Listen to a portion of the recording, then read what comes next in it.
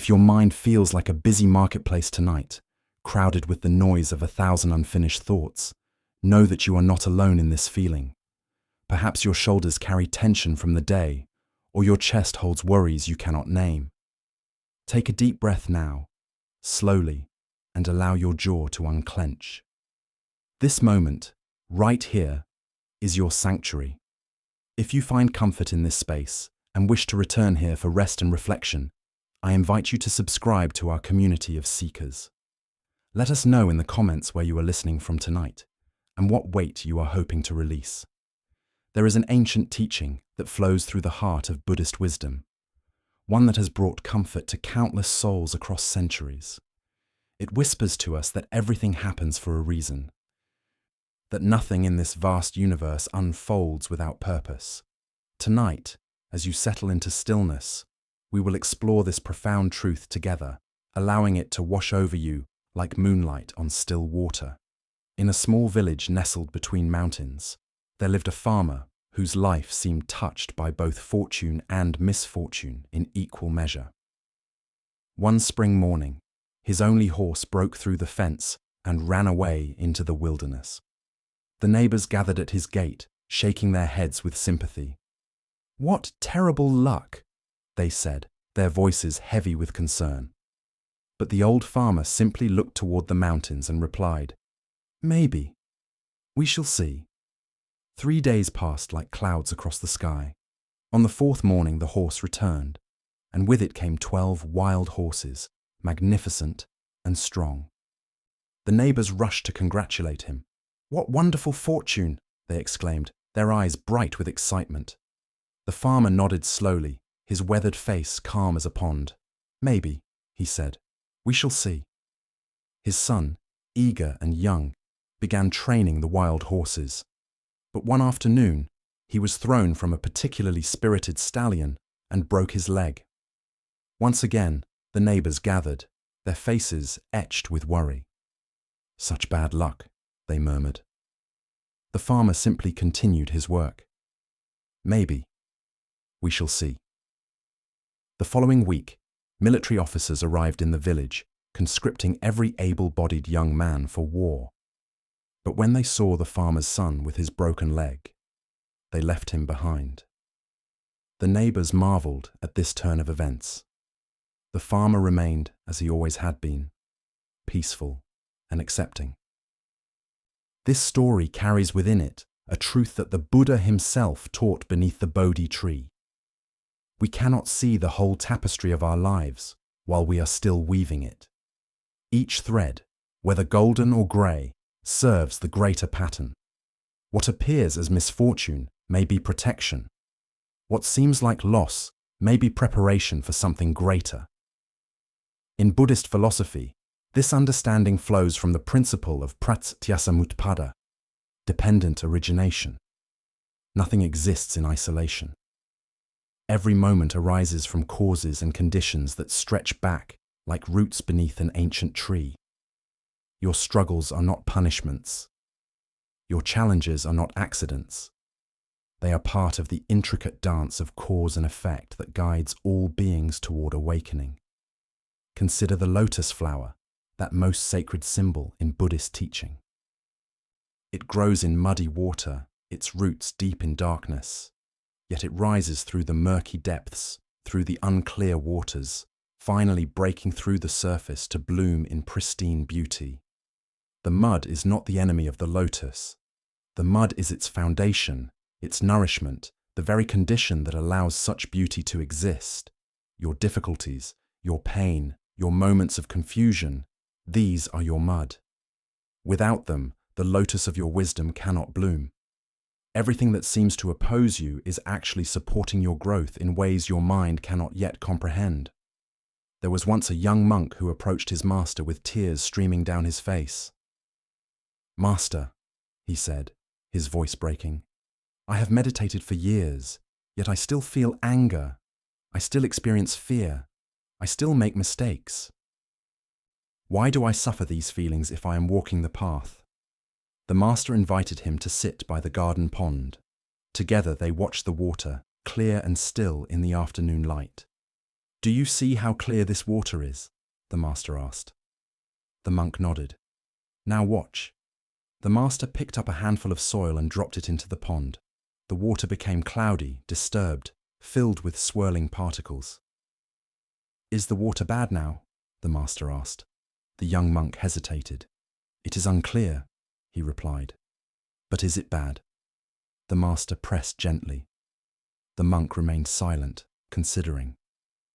They sat together as minutes passed. Slowly, gradually, the particles began to settle. The water became clear again, perhaps even clearer than before, for now they could see the soil resting at the bottom, a new layer of earth for lotus roots to grow. "Nothing was wrong with the water," the master said softly. "The disturbance was temporary. The settling was natural. And now, new life can take root where there was none before. Your emotions are like this. They arise, they disturb your calm, but they are not mistakes. They are opportunities for deeper roots, for greater clarity." This teaching points to something essential in Buddhist thought. We suffer not because difficult things happen, but because we believe they should not happen. We fight against the natural flow of existence, tensing against the current instead of learning to move with it. The Buddha taught that attachment is the root of suffering. But attachment is not just clinging to what we love. It is also clinging to our ideas of how life should be, our resistance to what is. When we release this resistance, when we open our hands and hearts to accept that everything happens for a reason, even when we cannot see that reason, we discover a peace that does not depend on circumstances. This is not passive resignation. This is active trust in the intelligence of life itself. In the mountains of ancient China, there lived a Zen master known for her unusual teaching methods. Students came from distant provinces to study with her, drawn by stories of her wisdom. One winter, a scholar arrived at her temple, his robes fine and his manner proud. He had studied Buddhist texts for 20 years and believed himself ready for enlightenment. The master invited him to tea. As they sat in her simple room, she began to pour tea into his cup. The tea rose to the rim, but she continued pouring. It overflowed onto the saucer, then onto the table, then began dripping to the floor. The scholar watched with growing alarm until he could no longer contain himself. "Master, stop! The cup is full. No more will go in." The master set down the teapot and smiled. "Like this cup," she said. "You are full of your own opinions and ideas. How can I show you the truth unless you first empty your cup?" The scholar felt something crack open inside him, a hardness he had carried for years without knowing. This emptiness the master spoke of is not void or lack. It is spaciousness, the open awareness that allows life to reveal its lessons.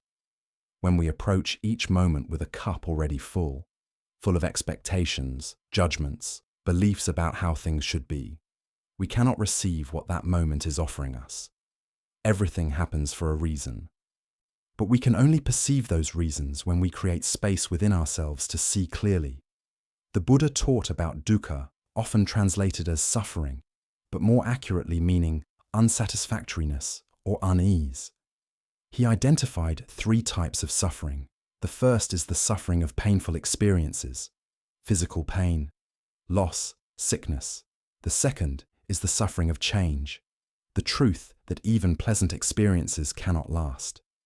The third, most subtle form is the suffering inherent in conditioned existence itself, the vague anxiety that comes from living in a body, in time, subject to circumstances beyond our control. But here is where the teaching becomes liberating. The Buddha did not say these forms of suffering are meaningless or cruel. He said they are the very doorway to awakening. Suffering is not a mistake in the design of existence. It is the teacher that shows us where we are still clinging, still resisting, still trying to control what cannot be controlled. There was a woman who lost her only child to illness. Mad with grief, she wandered from house to house, carrying the small body, begging for medicine to wake him. Finally, someone directed her to the Buddha. She fell at his feet, pleading for him to bring her child back to life. The Buddha looked at her with infinite compassion. "I will help you," he said gently. "But first, you must bring me a mustard seed from a house where no one has ever died." Hope blazed in her eyes. She rushed from door to door throughout the village. But at each house, when she asked her question, the answer was the same. This house had lost a grandmother. That house had lost a father. Another had lost a child, just as she had. As the sun set, she finally understood. She was not alone in her grief. Loss was not a punishment singled out for her. It was the universal condition, the thread that connected every human heart. She buried her child with her own hands and returned to the Buddha, not with her grief erased, but transformed. She became one of his most dedicated students, and eventually a teacher herself, helping others navigate their own valleys of loss. This story reveals something crucial about the Buddhist understanding of purpose. When we say everything happens for a reason, we do not mean that some cosmic accountant is balancing books, punishing bad deeds and rewarding good ones. We mean that every experience, especially the difficult ones, carries within it the potential for awakening. The reason your heart breaks is to show you how vast your capacity for love truly is. The reason you face obstacles is to reveal strengths you did not know you possessed. The reason you experience loss is to teach you the preciousness of what remains, and to dissolve the illusion that anything in this world of form can be permanently held. In Tibetan Buddhism, there is a practice called Tonglen, which means sending and receiving. Practitioners breathe in the suffering of others and breathe out compassion and relief. This seems counterintuitive. Why would anyone willingly take in pain? But the practice is based on a profound understanding. When we open ourselves to suffering, when we stop running from it, we discover it cannot destroy us. We discover that we are vast enough to hold it, to transform it, to let it crack us open into greater compassion. Your suffering is not happening to you. It is happening for you, through you, as you. You are not separate from the process of life unfolding. You are the universe experiencing itself, learning about itself, growing toward greater awareness through the particular lens of your individual existence. There was a student who asked her teacher, "If everything happens for a reason, does that mean we should just accept everything passively? Should we never try to change anything?" The teacher picked up a stone from the ground. "If I throw this stone at you, should you move?" The student stepped aside as the teacher tossed the stone gently. "Of course I should move," she answered. "Exactly," said the teacher. "Trust in the flow of life does not mean becoming a doormat. It means responding with wisdom to what arises, not resisting reality, but engaging with it skillfully." The stone was thrown. That is reality. Moving aside is the appropriate response. Fighting reality would be standing still and being angry that stones fly. Accepting reality is moving, and perhaps even learning to throw stones more carefully yourself. This distinction is vital. Everything happens for a reason does not mean everything happens for a reason we will like or understand immediately. It means the universe operates through cause and effect, through patterns and principles that are ultimately aimed at evolution, growth, and the unfolding of consciousness itself. When a caterpillar enters the chrysalis, its body essentially dissolves. If you were to cut open a chrysalis midway through metamorphosis, you would not find a tiny butterfly waiting. You would find something that looks like chaos, like destruction. The caterpillar has to completely break down before it can reorganize into something new. From the caterpillar's perspective, if it had one in that moment, this dissolution might feel like death, like the end of everything. But you, seeing the larger picture, understand this dissolution is transformation. The caterpillar's body contains within it imaginal cells, cells that carry the template for the butterfly. During the breaking down, these cells begin to organize, to communicate, to build something entirely new from the raw material of what was. Your struggles are your chrysalis time. When your life seems to be falling apart, when structures you relied upon crumble, when identities you built dissolve, this is not punishment or bad luck. This is transformation. The imaginal cells of your future self are activating, preparing to build something more beautiful and true than what came before. Everything happens for a reason, and sometimes that reason is to destroy what is no longer serving you, to make space for what wants to emerge. In a monastery garden, an old monk tended his trees with great care. One ancient pine had been shaped over decades, its branches carefully trained into elegant curves. One night, a terrible storm swept through the valley. In the morning, the monk found his precious pine split down the middle, half of it lying on the ground. His students gathered around him, expecting to see sadness or frustration. But the old monk simply stood gazing at the tree, a small smile on his lips. "Look," he said, pointing to the split trunk. There, inside the hollow that had been hidden, was a nest of owls, babies and mother together, sheltered and warm. "I spent 30 years shaping the outside of this tree. The storm revealed its true purpose in a single night. This is the nature of trust. We make our plans, we build our structures, we shape our lives according to our limited understanding. Then life, in its infinite wisdom, sends the storms, and in the breaking, the true purpose is revealed. What we thought was destruction turns out to be revelation." The Buddhist concept of karma is often misunderstood. Many think of it as cosmic punishment, a system of reward and penalty. But karma simply means action. Every action plants a seed, and that seed will inevitably sprout under the right conditions. You cannot plant an apple seed and grow an orange tree. This is not punishment. This is natural law. But here is the compassionate truth hidden in karma. Every moment is a new opportunity to plant new seeds. Your past does not imprison you. Your mistakes are not permanent stains. The seeds you planted yesterday are sprouting today, yes, but the seeds you plant today will sprout tomorrow. You are always, in every moment, participating in the creation of your future. There was a thief who, in desperation, broke into a temple and stole the few valuables it held. But as he was leaving, he saw a statue of the Buddha, and something in its expression stopped him.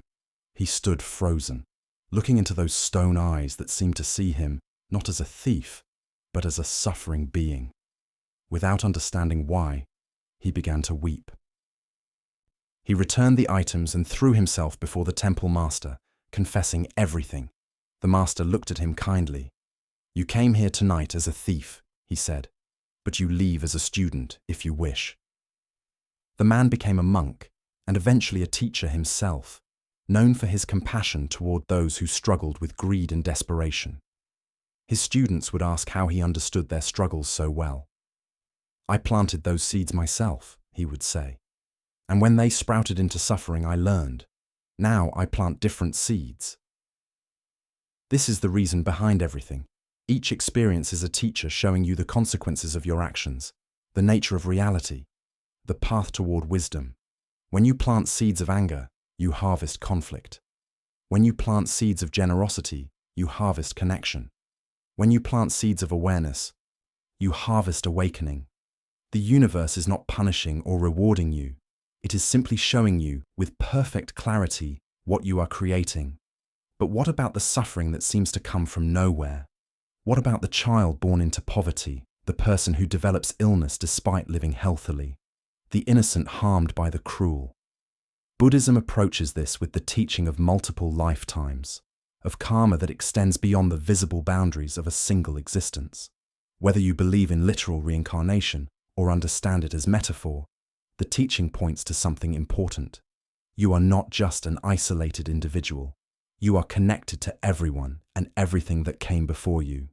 You inherit the karma of your ancestors, your culture, your species. You are born into conditions created by countless causes stretching back beyond memory. In this sense, nothing that happens to you is truly random or undeserved.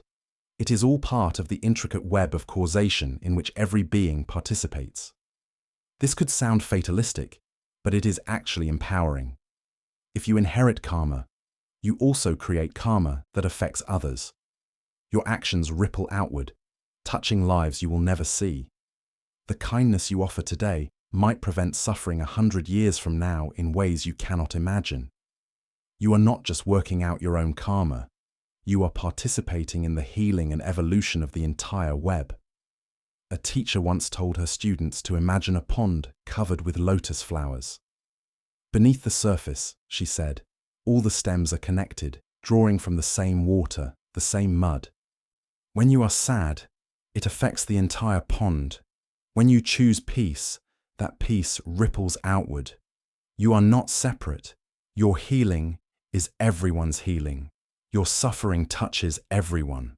This is why everything that happens to you matters, why every choice you make has cosmic significance. One student asked, "Then how do I carry this responsibility? It seems overwhelming." The teacher smiled. "You carry it by understanding you don't carry it alone. The pond supports each flower. The universe supports you. Trust this." Trust is perhaps the deepest practice available to us. Not blind trust that ignores danger or wisdom, but a fundamental trust that existence itself is not your enemy.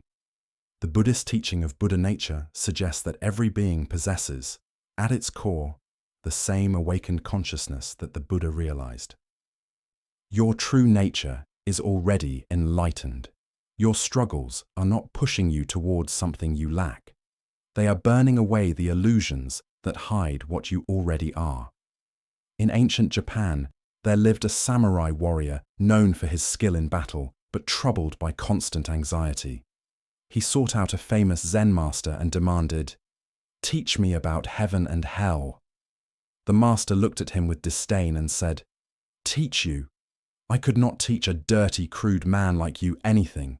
You are a disgrace to the samurai class." The warrior was consumed with rage. He drew his sword, ready to strike down this insolent monk. In that moment, with the sword raised, the master said calmly, "That is hell." The warrior suddenly understood. His rage disappeared, replaced by gratitude and awe at the master's compassion, at the risk he had taken to teach this lesson.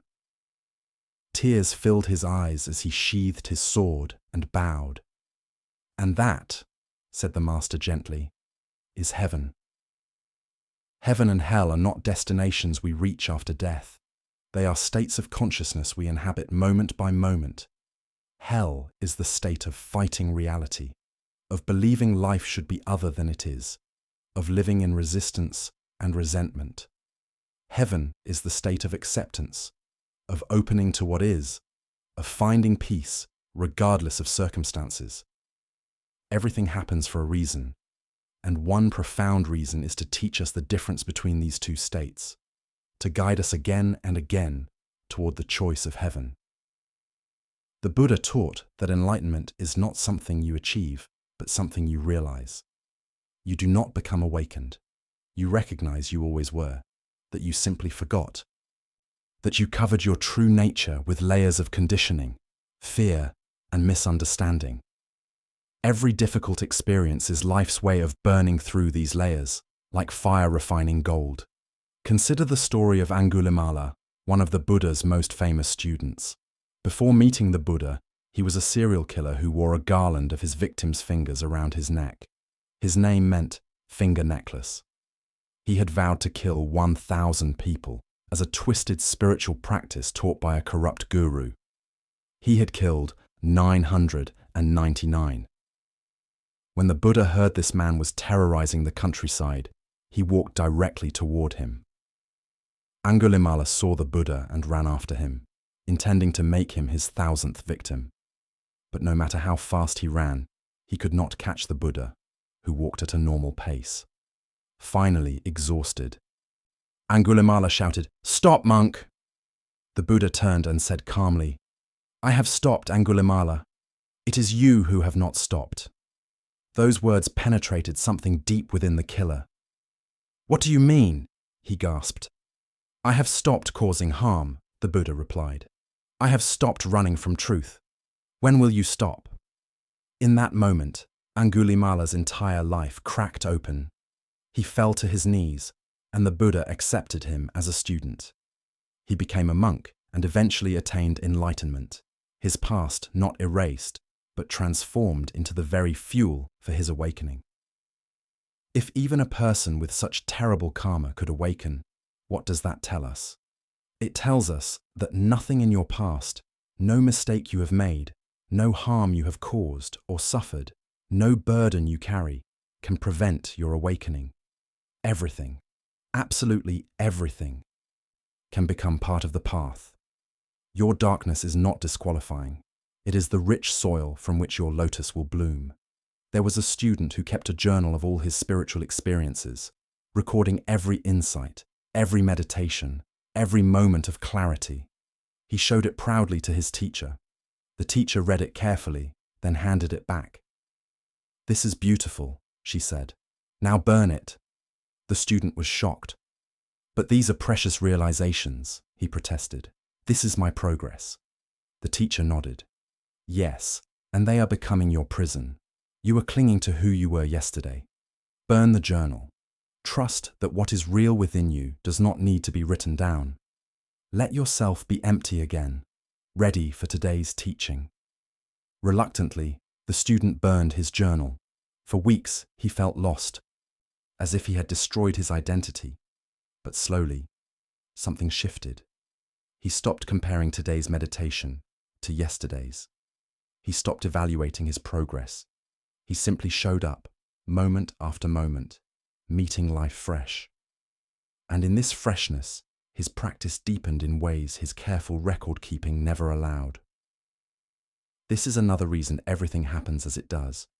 Life will consistently destroy the false structures we build, the identities we cling to, the progress we try to solidify, not to be cruel, but to keep us fluid, open, alive.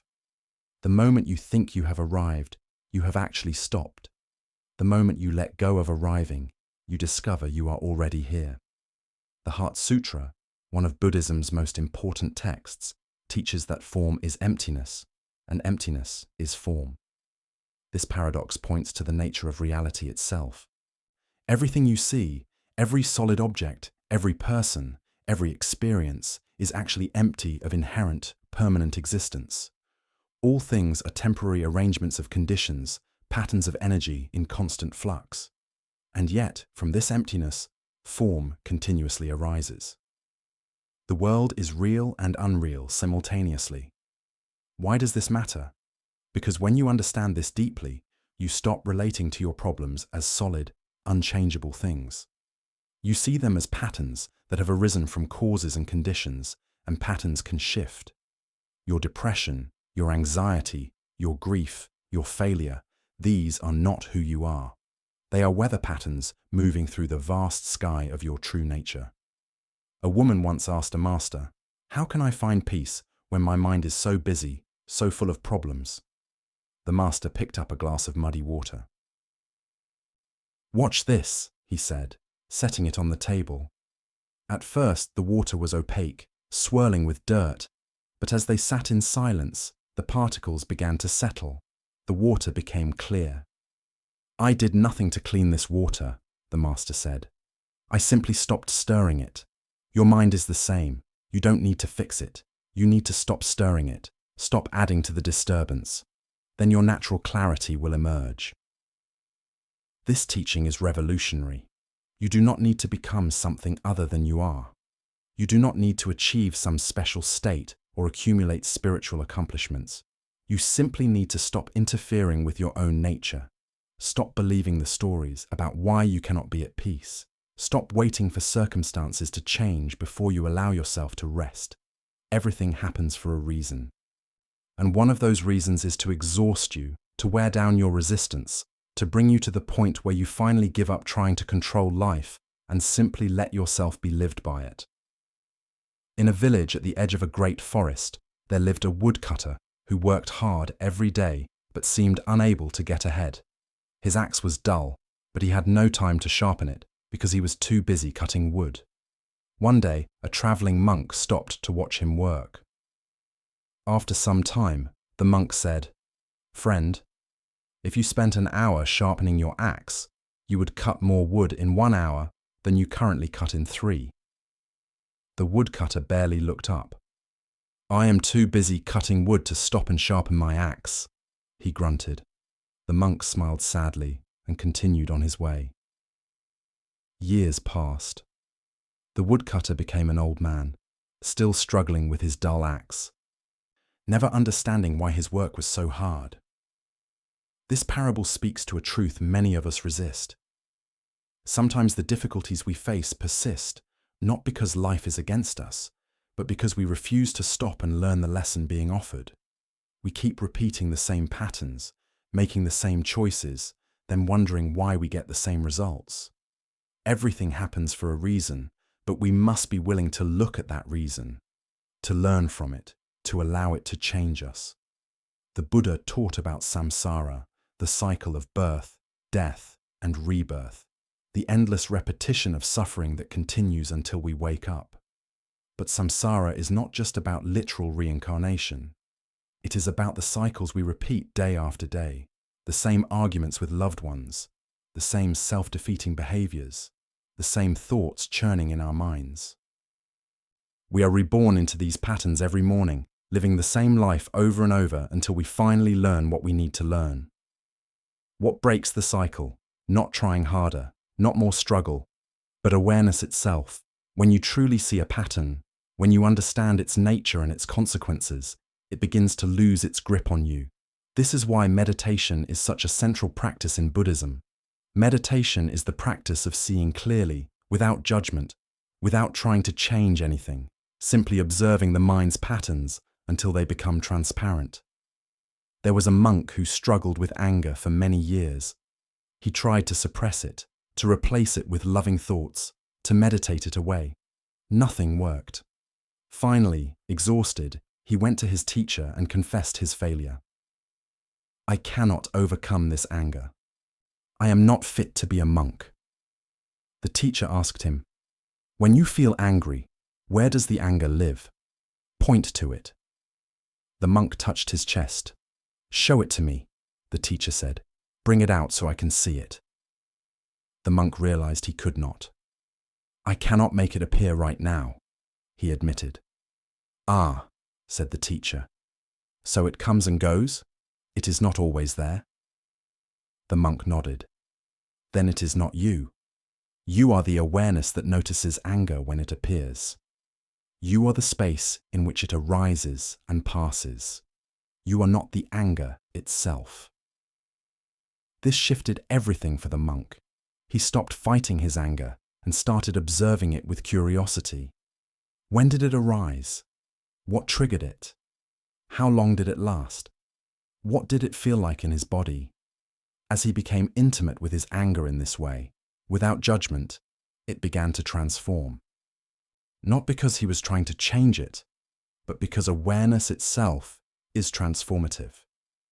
This is perhaps the most important reason behind everything that happens. Life is trying to wake you up, to reveal to you the awareness that you truly are, distinct from all the thoughts, emotions, and experiences that pass through you. Your suffering is not a mistake.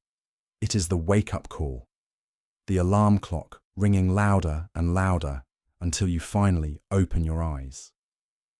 The Zen tradition speaks of satori, sudden awakening, the moment when everything shifts and you see reality as it truly is. But teachers also emphasize that this awakening must be followed by integration, by allowing that insight to permeate every aspect of your life. A single moment of clarity is beautiful, but not enough. The practice is to return to that clarity again and again, in the midst of daily life, with all its messiness and challenges. A student asked his master, "What did you do before enlightenment?" The master replied, "I chopped wood and carried water." "And after enlightenment?" the student pressed. The master smiled. "I chop wood and carry water." The student looked confused. "Then what is the difference?" "Before," the master said, "I resented chopping wood and carrying water. I thought these tasks were obstacles to my spiritual practice. After, I understand that chopping wood and carrying water is the practice. There is no separation." This teaching dissolves the false boundary between sacred and mundane, between spiritual and ordinary. Everything is the path. Every moment is an opportunity for awakening. Your job, your relationships, your struggles, your joys, none of these are distractions from the spiritual life. They are the spiritual life itself, the classroom where wisdom is learned and practiced. When you understand this, you stop waiting for your real life to begin. You stop believing that peace will come when circumstances change, when you have more money, when you find the right relationship, when you retire, when you finally get enlightened. You realize that this moment, exactly as it is the only moment you have, and it is complete. It is enough. You are enough. In Tibetan Buddhism, there is a practice of seeing every being as a Buddha, every situation as a teaching, every obstacle as an opportunity. This is not positive thinking or denial. It is a profound reorientation of perception. Instead of dividing the world into good experiences to grasp and bad experiences to avoid, you meet everything with the question, what is this here to teach me? A woman once came to a teacher in deep distress. Her marriage was falling apart. Her children were rebellious. Her business was failing. Why is all this happening to me? She cried. What did I do to deserve this? The teacher listened with great compassion, then asked, are you willing to consider that none of this is happening to you but for you? That life is not punishing you but trying to get your attention? The woman felt anger rise. You're saying this is my fault? No, the teacher said gently. I'm saying this is your curriculum. Life is showing you where you are still clinging, still expecting reality to match your ideas, still believing you can control outcomes. This is not punishment. This is education. Over time, with great difficulty, the woman began to work with her situation differently.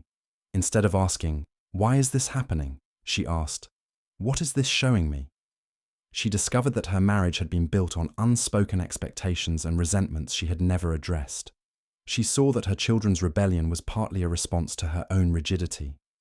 She realized her business struggles reflected a deeper exhaustion, a life out of balance. Nothing changed overnight, but her relationship to the challenges transformed. She stopped being a victim of her life and became a student of it. The Buddhist path is often described as the middle way, the path between extremes. This does not mean lukewarm or uncommitted. It means finding balance, avoiding the extremes of indulgence and self-denial, of eternal optimism and nihilistic despair, of passive acceptance and forceful striving. The middle way recognizes that everything happens for a reason, and sometimes that reason is to teach us balance. A tightrope walker was asked how she maintained balance on the wire. I don't maintain balance, she said. Balance is not a static state. I am constantly losing and regaining balance, making thousands of micro-adjustments. If I tried to hold one position perfectly, I would fall. The key is fluid response, continuous adaptation. Life is like this.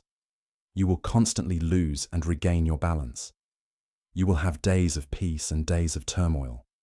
You will experience clarity and confusion, connection and isolation, joy and sorrow. This is not failure. This is the dance. The practice is not to achieve some permanent state of equilibrium, but to develop the skill of returning to center again and again, no matter how many times you fall off.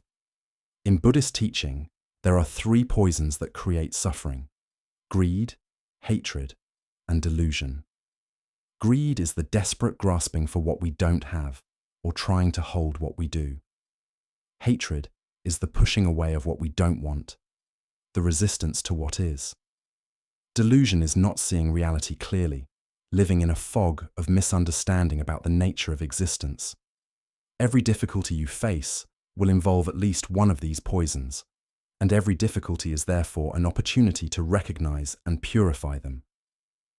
When you lose something you cherish, that is an opportunity to see your grasping, to understand the suffering that comes from clinging to what is temporary.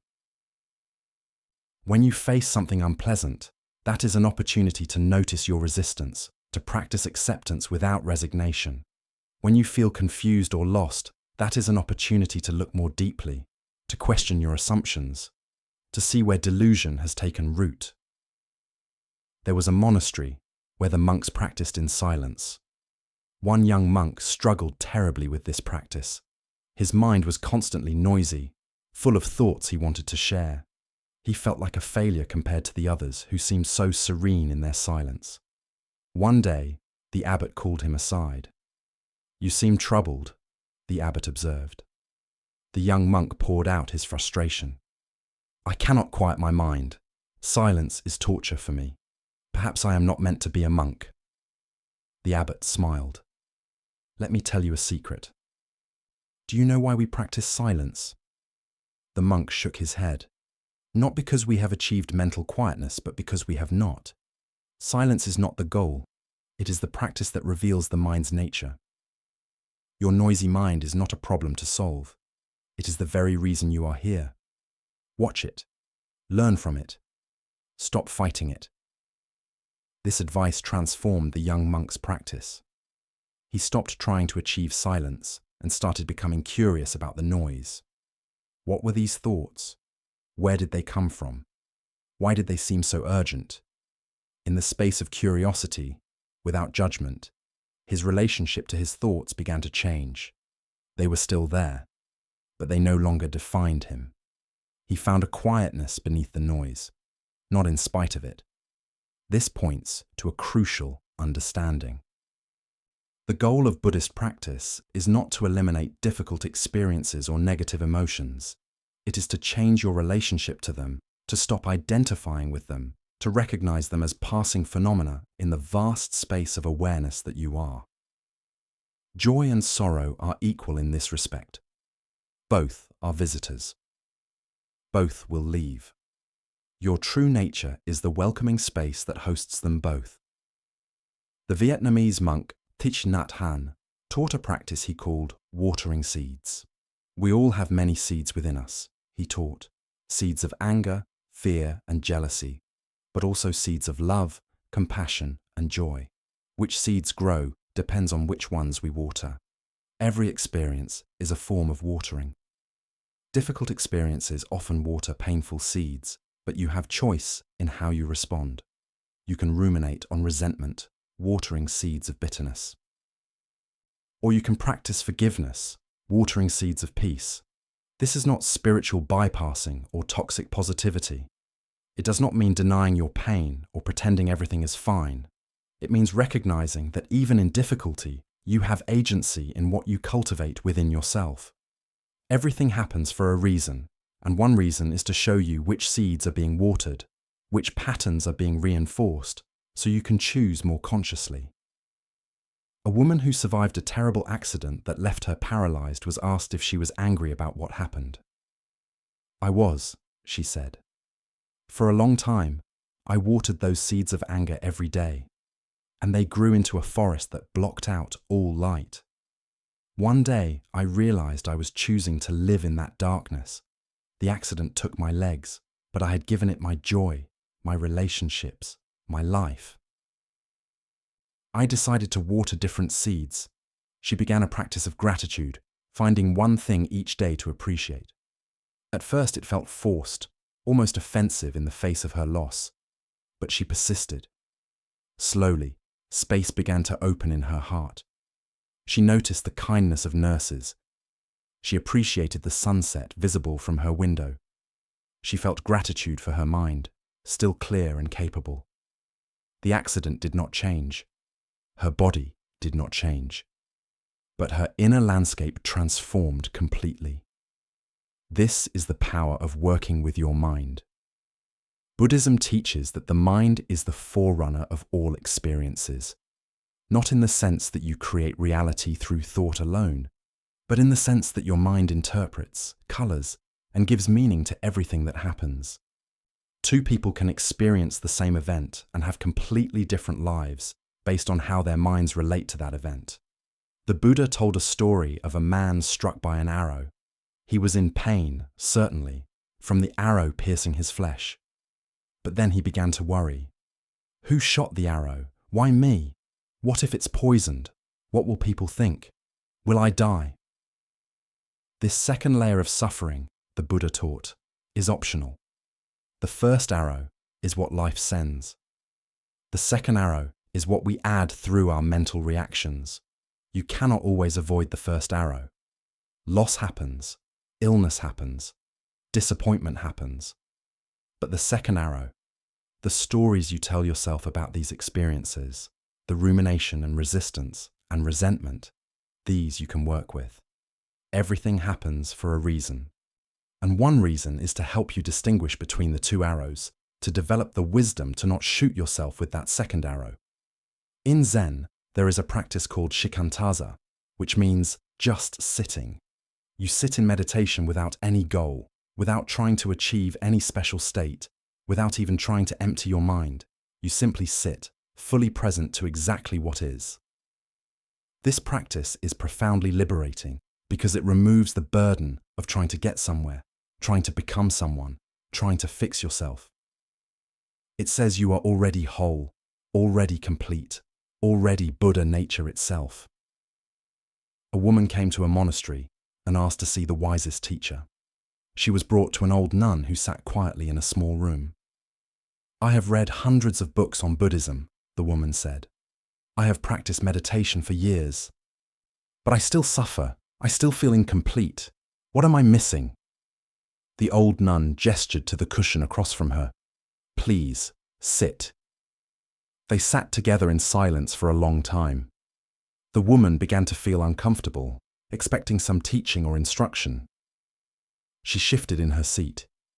Finally, she asked, "Aren't you going to teach me something?" "I am teaching you," the nun replied softly. "Right now, what is missing?" The woman looked around, confused. I don't understand the question." "In this moment, right now, what is missing?" The woman became still, actually checking her present experience rather than her mental concepts of what should be happening. She felt the cushion beneath her, heard birds outside, noticed sunlight on the floor. In that moment, she realized nothing was missing. Everything was complete. "But," she began, then stopped. The nun nodded. "Yes, in the moment you stop asking what is missing, you discover nothing ever was. Your suffering comes from believing something should be present that is not, or something is present that should not be. This is the root. Come back to this moment, exactly as it is. This is the whole teaching. This is perhaps the most radical truth in Buddhism. Nothing is wrong. Not in the sense that there is no suffering, or that we should not work to reduce harm, but in the sense that reality, exactly as it is not a mistake. Your life, exactly as it is not missing anything essential. The spiritual journey is not about acquiring something you lack, but recognizing what you have always been. The Lotus Sutra teaches that all beings will eventually become Buddhas. Not might become, will become. This is not wishful thinking. It is a statement about the fundamental nature of consciousness itself. Your awakening is not a question of if, but when, and the when depends on how long you continue to resist, how many times you need to repeat the lesson before you finally understand. Everything happens for a reason, and the ultimate reason is this: to exhaust every possible avenue of seeking fulfillment outside yourself, so you finally turn inward and discover what has been there all along. Every failure of external solutions is success in pointing you home. Every disappointment with the world is an invitation to look deeper. There is a famous Zen story about a monk who searched for enlightenment for decades.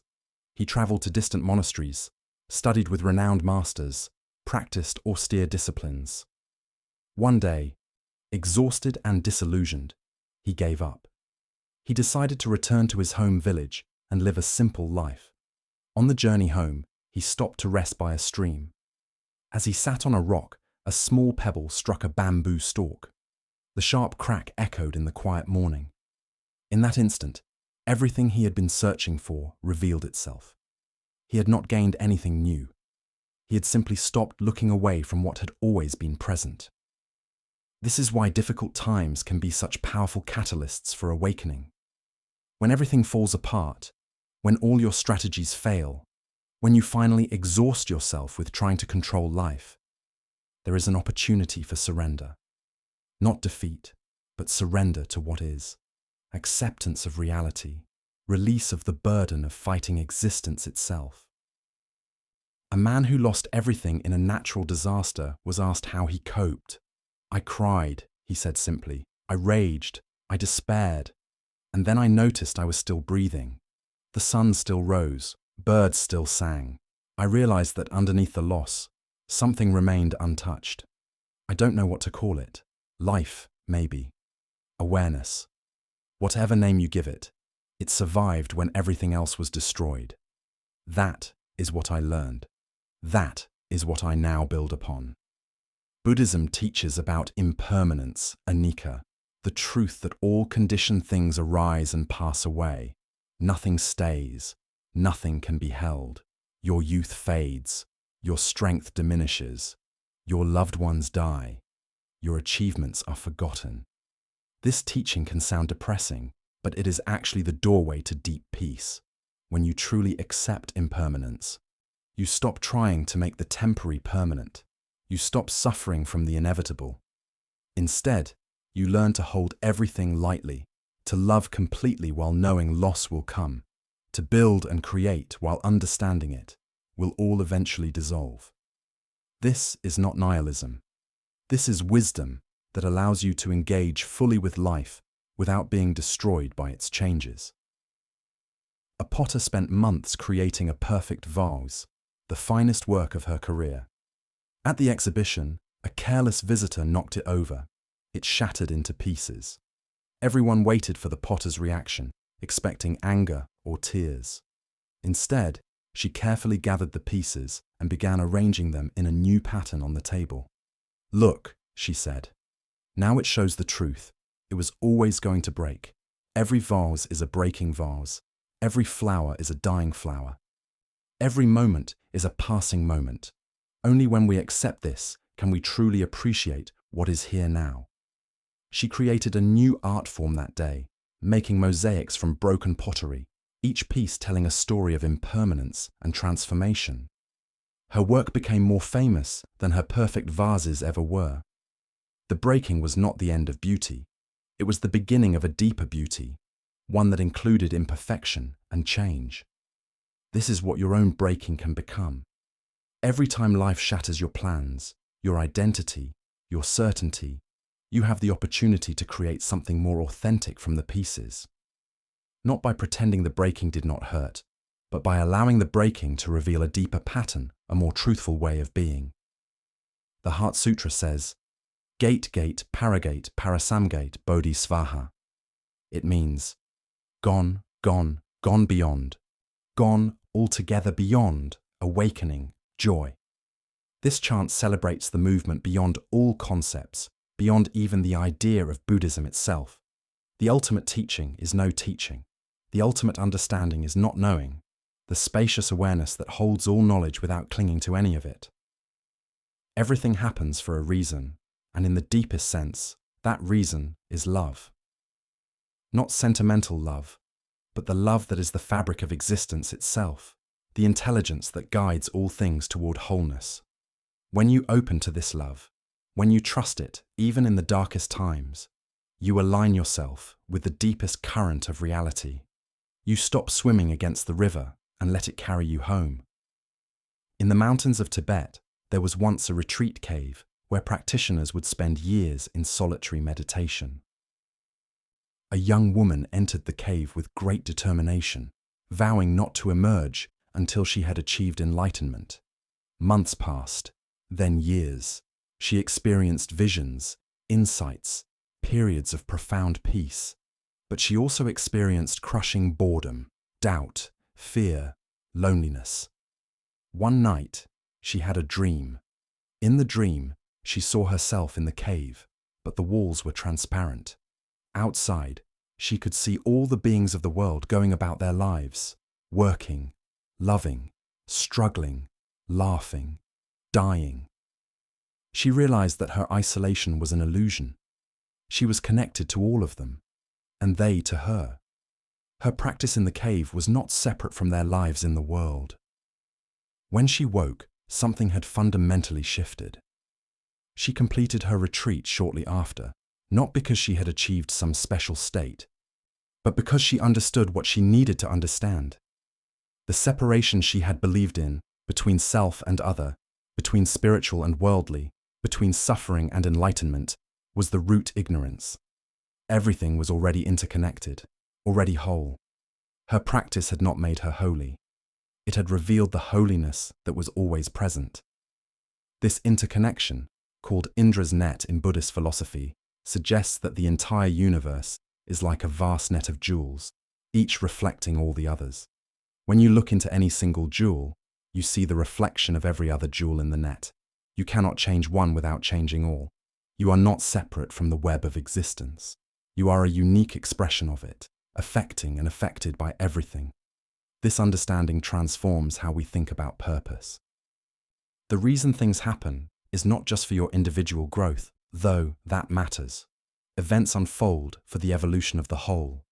Your suffering may seem personal, but it connects you to all beings who suffer. Your joy ripples outward, touching lives in ways you cannot measure. Nothing you experience is wasted. Everything contributes to the great awakening of consciousness, knowing itself. A teacher was asked, "If everything is interconnected, do I have free will? Or is everything predetermined?" The teacher picked up a stone and tossed it to the student. The student caught it. "Did you have a choice whether to catch it or let it fall?" the teacher asked. "Of course," the student said. "And did the stone have a choice whether to be thrown?" The student shook his head. "Then you see," the teacher said. "You are both the stone and the catcher, both the conditioned and the free. Understanding this paradox is understanding your true nature. You are conditioned by countless causes, your genetics, your upbringing, your culture, your past actions. In this sense, you are like the stone, following the momentum of what came before. But you are also awareness itself, the open space in which all of this appears. In this sense, you have infinite freedom, not freedom to control outcomes, but freedom in how you relate to what arises. This is the freedom the Buddha discovered, not escape from life, but liberation within it. When you act from this understanding, your actions become effortless, aligned with the natural flow. This is Wei Wu Wei in Taoist thought: action without forcing, doing without striving. You respond to what life brings with appropriate action, but without the burden of believing you must control it all. You become like water, taking the shape of whatever container you are poured into, yet maintaining your essential nature. A businessman came to a monastery, stressed and exhausted. He told the abbot, "I have so many responsibilities, so many people depending on me. How can I find peace when there is so much I must do?" The abbot took him to the monastery kitchen, where a young monk was washing dishes. They watched in silence as the monk cleaned each bowl with complete attention. No hurry, no distraction, just the simple act of washing. "Does he seem stressed to you?" the abbot asked. The businessman shook his head. "But surely he is not carrying my responsibilities." "No," the abbot agreed. "He is carrying one bowl, then another, then another. He never carries all the bowls at once. You carry your entire future and past with every action. This is why you are exhausted. The work itself is not the burden. Your mind's relationship to it is the burden." This teaching addresses one of the deepest sources of suffering: our inability to be present to what is actually happening right now. We are always mentally in the past or future, carrying guilt or resentment about what was, anxiety or ambition about what will be. The present moment itself is almost always manageable, even when it contains difficulty. It is our mental additions that make it unbearable. Everything happens for a reason, and one reason is to bring you into the present moment. Pain, whether physical or emotional, has a way of demanding your attention. It says, "Be here now. Stop living in your head. Feel this." This is not cruel. This is compassionate, the universe's way of interrupting your sleepwalking through life.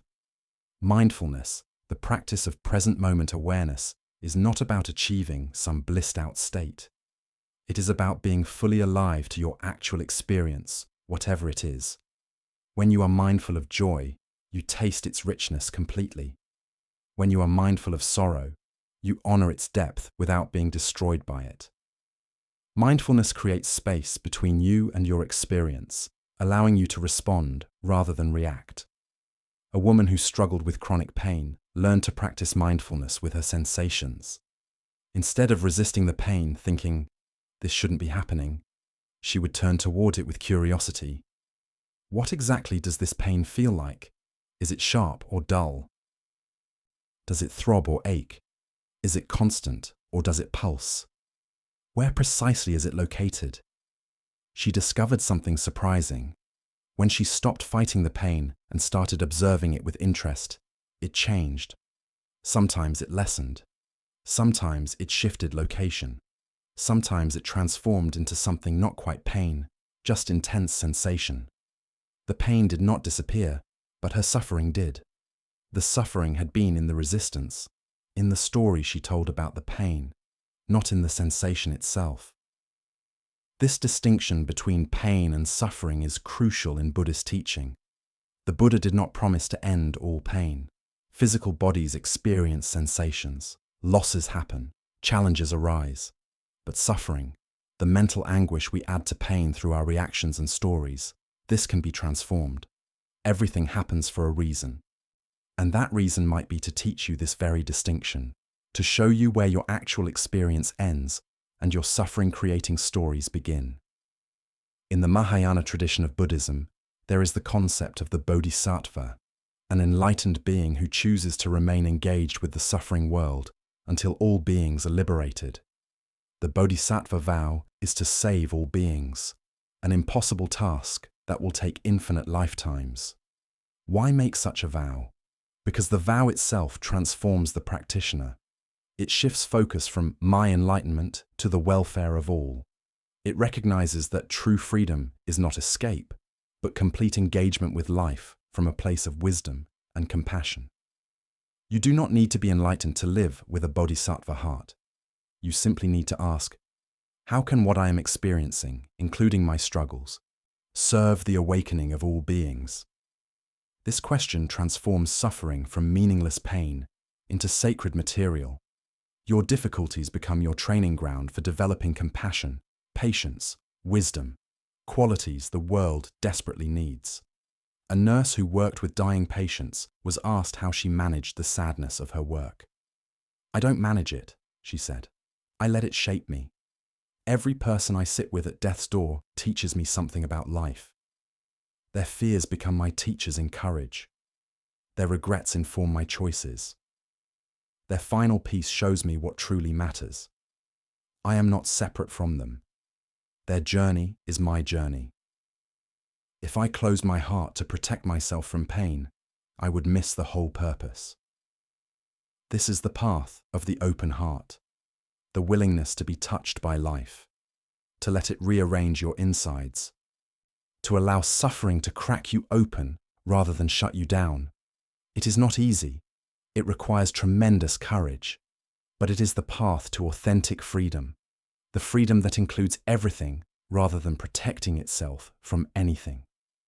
The Tibetan practice of Tonglen, breathing in suffering and breathing out relief, trains this openness. It seems counterintuitive.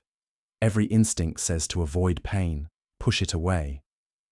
But when you practice breathing it in, transforming it in your heart, and breathing out peace, you discover something extraordinary. Suffering cannot destroy you when you meet it consciously. It can only destroy the false self, the defended ego, the parts of you that were never real anyway. A man whose child died told his teacher, "I cannot do this. The pain is too much." The teacher did not offer comfort or platitudes. He simply asked, "Who is feeling this pain?" The man looked confused. "I am." "And who are you?" The teacher pressed gently. "I don't understand. This pain, immense as it is, appears in something larger, does it not? Something is aware of the pain, experiencing it, but not destroyed by it, because you are still here, still talking to me. What is that something? The man became quiet, looking inward. He could feel the pain, yes, enormous waves of grief. But he could also feel the awareness that held it, the space that remained somehow unbroken, even in breaking. I don't have words for it, he whispered.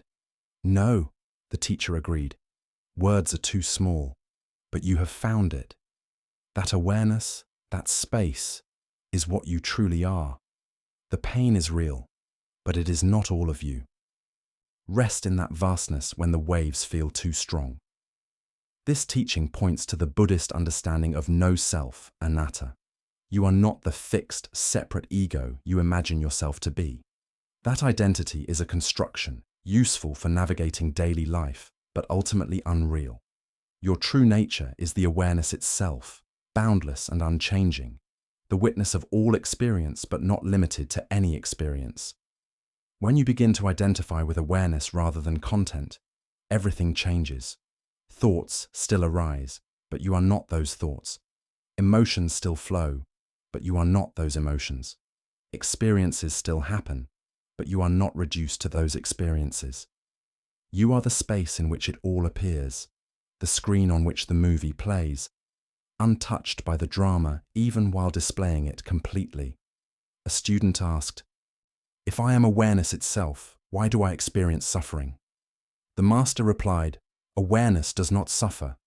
The character you believe yourself to be suffers. It is like an actor who forgets he is acting and believes he is truly the character. The role may be tragic, but the actor is fine.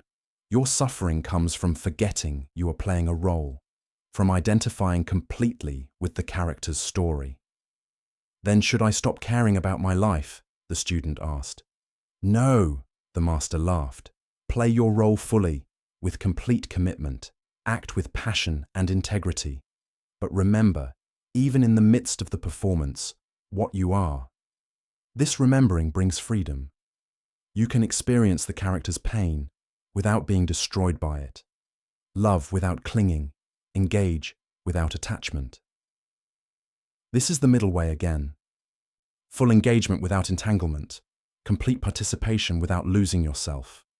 Everything happens for a reason, and that reason is to provide opportunities for this practice, for learning to be in the world, but not of it, to care deeply while holding everything lightly. The Buddhist tradition speaks of 16 realms of existence, from hell realms of intense suffering to heavenly realms of sublime pleasure and everything between. But the human realm is considered most precious, because only here is suffering and joy mixed in proportions that motivate awakening. Too much suffering and beings are overwhelmed, too much pleasure, and there is no motivation to seek deeper truth. You are here, in this human life, in this perfect balance, with exactly the right circumstances to wake up. Not too easy, not too hard. Your challenges are precisely calibrated to push you toward growth without crushing you. Everything that happens is part of this calibration. When you understand this, even difficulties become causes for gratitude. A wealthy merchant lost his fortune in a single disastrous venture. His friends gathered to commiserate, but he surprised them by seeming almost cheerful.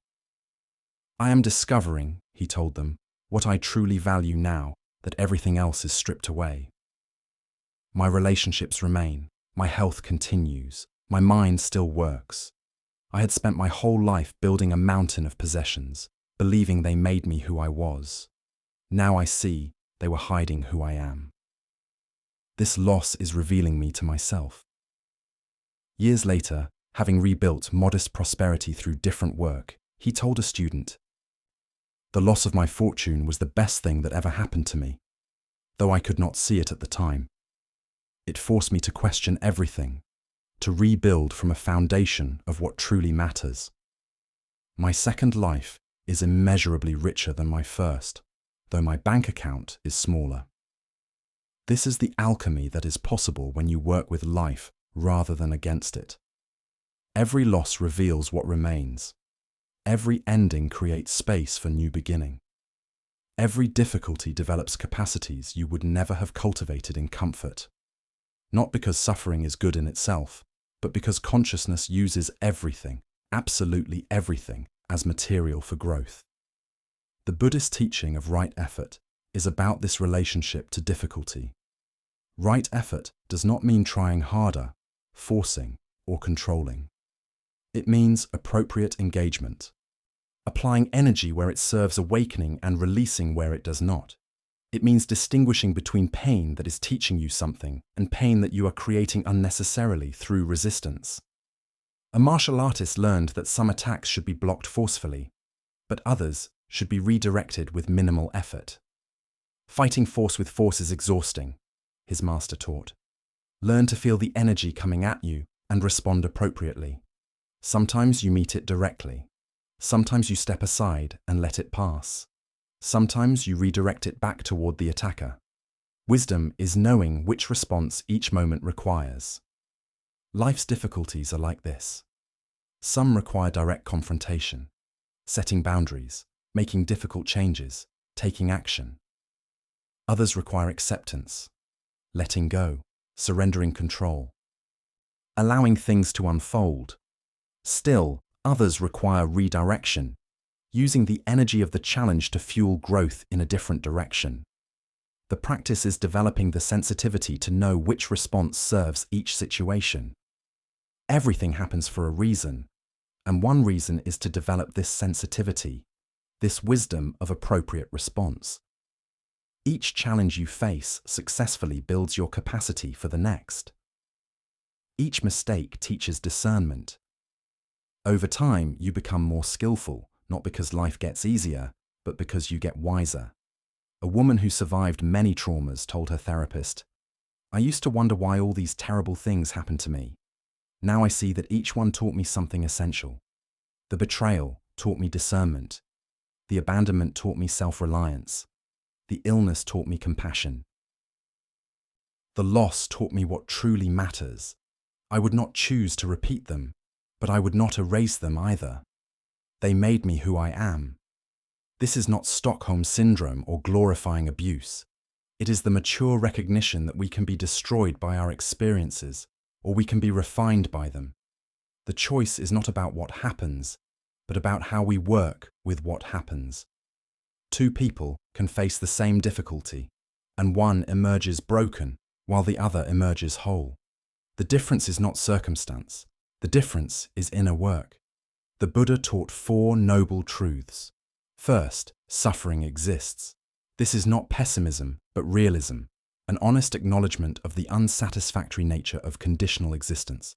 Second, suffering has a cause, craving, clinging, the futile attempt to make impermanent things permanent. Third, suffering can cease. This is the liberating truth that you are not condemned to endless misery. Fourth, there is a path to the cessation of suffering, the eightfold path of wisdom, ethics, and meditation. These truths are not beliefs to accept on faith. They are investigations to conduct in your own experience. When you suffer, look for the craving, the attachment, the resistance to what is. When you find it, experiment with release. See what happens when you let go, when you stop fighting, when you accept reality as it is. Not forever, not as a permanent state, but in this moment. Feel the relief that comes from even temporary release. A man addicted to alcohol came to a monastery seeking help. The abbot did not lecture him about the evils of drinking. Instead, he asked, "When you drink, what are you looking for?" The man thought, "Peace, I suppose. Escape from my thoughts. And do you find it?" The man shook his head. Briefly, then it gets worse. The abbot nodded. "You are looking in the right direction, toward peace. You are simply using the wrong method. Let me show you other ways to find what you are seeking." Over months, the man learned to meditate, to be present with his uncomfortable thoughts rather than fleeing them, to find the peace beneath the turbulence of his mind. His addiction loosened not through willpower or shame, but through discovering what he had really been seeking all along. The drinking was never the problem. It was a misguided solution to a real need. This compassionate view of human behavior is central to Buddhism. People are not evil or broken. They are confused, seeking happiness but looking in places it cannot be found. The judgmental mind says, "You should not do that." The wise mind asks, "What are you really seeking? Let me help you find a path that actually leads there." Everything happens for a reason, and when you look deeply, you often find that reason is connected to a wholesome intention distorted by ignorance. The person who hurts you is seeking security or control or respect, but through unskillful means. Your own unskillful patterns come from the same place, genuine needs pursued through strategies that do not work. When you see this clearly, compassion arises naturally, not weakness or permissiveness, but understanding that allows appropriate response. You can set boundaries with difficult people while recognizing their humanity. You can work to change harmful systems while having compassion for those trapped in them. You can take care of yourself while seeing that others' behavior toward you is about them, not about you. A teacher walked through a village and saw a man beating a donkey that would not move. The teacher approached and gently took the stick. "This donkey is frightened," he observed. "He cannot move forward because fear has frozen him. Your beating only increases his fear. Watch." The teacher stood quietly beside the donkey, one hand resting on its neck, breathing calmly. After several minutes, the donkey's trembling stopped. The teacher walked forward slowly, and the donkey followed. He returned the stick to the man. Fear cannot be beaten out of a being. It can only be calmed. How often do we beat ourselves with harsh judgments, trying to force change through criticism and shame? How often does this strategy work? The donkey of your psyche, like the real donkey, is frozen by fear. Fear of unworthiness, fear of failure, fear of rejection. Beating it with negative self-talk only deepens the paralysis. What is needed is what the teacher offered: presence, patience, calm. This is the practice of metta, loving kindness, beginning with yourself. You cannot genuinely offer compassion to others while withholding it from yourself.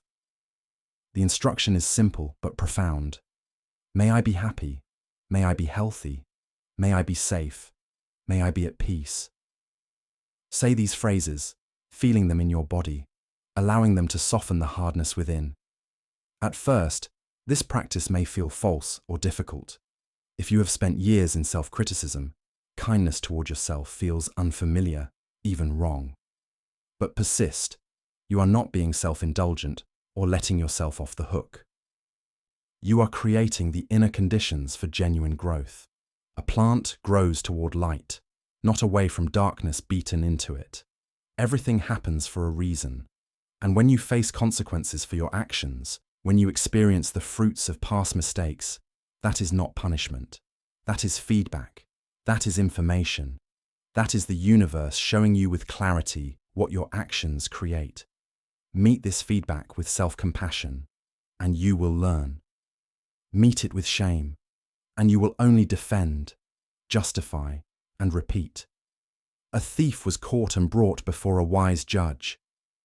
Everyone expected harsh punishment, but the judge surprised them. "I sentence you," he said, "to spend 30 days in the temple, meditating on the question, what am I really seeking when I steal?" The thief, expecting prison, was confused but grateful. He went to the temple. For days, he resented the question, insisted he just needed money, that it was circumstances forcing him. But the monks did not argue. They simply returned him to the question. Gradually, he began to see deeper. He was seeking respect, proof of his cleverness, a feeling of power in a life where he had felt powerless. He was seeking to fill an emptiness inside with external things. By the end of 30 days, something had shifted. He understood himself differently. He was not a bad person. He was a confused person, and now he was a little less confused. He served additional time in prison for his crimes, but it was different than it would have been. He was not just being punished. He was integrating what he had learned, using the consequence as further teaching. When he was released, he did not return to stealing. Not because he feared punishment, but because he understood it would not give him what he actually wanted. This is restorative rather than merely punitive. It recognizes that consequences are most effective when they lead to understanding, not just pain. Everything that happens to you, including the natural consequences of your actions, is an opportunity for this understanding. The question is whether you will receive it with an open heart or a defended one. The Diamond Sutra, one of Buddhism's most paradoxical texts, teaches that a bodhisattva should save all beings while understanding that there are no beings to save. This seems like a contradiction, but it points to a profound truth. On the relative level, there are beings who suffer, and compassionate action is necessary. On the absolute level, separation is illusion, and there has never been anyone separate to save. Living in this paradox means fully engaging with life, working to reduce suffering, caring about outcomes, while simultaneously understanding that at the deepest level, everything is already perfect, already whole, already Buddha nature expressing itself. You do not use the absolute truth to bypass relative responsibility. You hold both truths simultaneously. A doctor treats his patients with complete dedication, as if their recovery is the most important thing in the world. But when a patient dies despite his best efforts, he is sad but not destroyed, because he understands that birth and death are part of the natural cycle. His caring is real, but it is held in a larger understanding that allows him to grieve without despair, to care without clinging. This is the wisdom of non-attachment. Attachment is not love.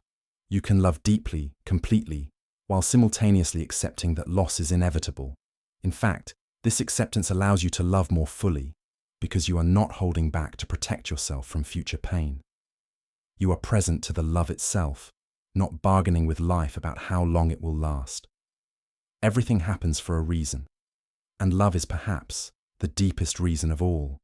Not the love that clings and possesses, but the love that is presence itself, the love that is the nature of awareness, the love that holds all things without grasping anything.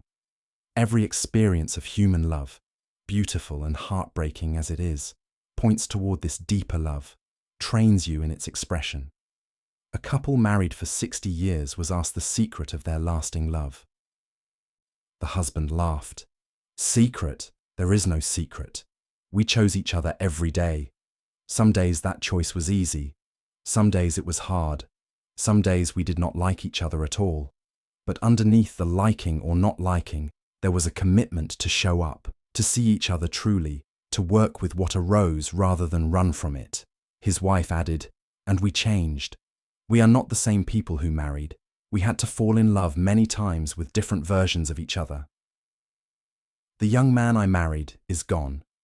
The young woman he married is gone. But we chose to discover and love who we became. This is the real secret. Loving is not a feeling you fall into once. It is a practice you commit to daily. This understanding of love as practice rather than feeling transforms relationships. It removes the burden of maintaining some constant emotional state. It allows for the natural rhythms of closeness and distance, joy and frustration, that all relationships move through. It shifts focus from, "Do I feel in love?" to, "Am I acting with love?" Everything happens for a reason, and relationships provide perhaps the richest ground for spiritual growth available. Every person you encounter, especially those who challenge you, is a mirror reflecting back parts of yourself you have not yet fully seen. Those who trigger your anger show you where anger lives within you.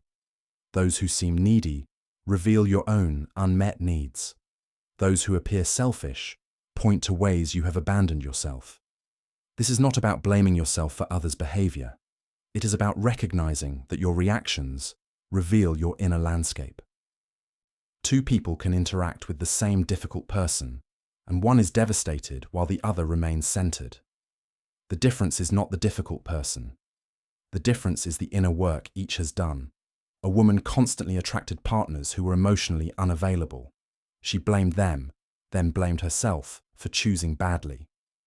Finally, a therapist asked her, "What did you learn about love as a child?" She remembered a father who was physically present but emotionally distant, who she could never quite reach, no matter how hard she tried. "I learned," she said slowly, "that love means trying to get someone to see you. That connection is something you have to work for and never quite achieve." With this understanding, everything shifted. She was not attracted to unavailable people because she was broken. She was recreating a familiar dynamic, trying to master it, trying to finally be seen. Once she understood this, she could choose differently, but from compassion rather than judgment. She grieved the little girl who tried so hard to make her father notice her.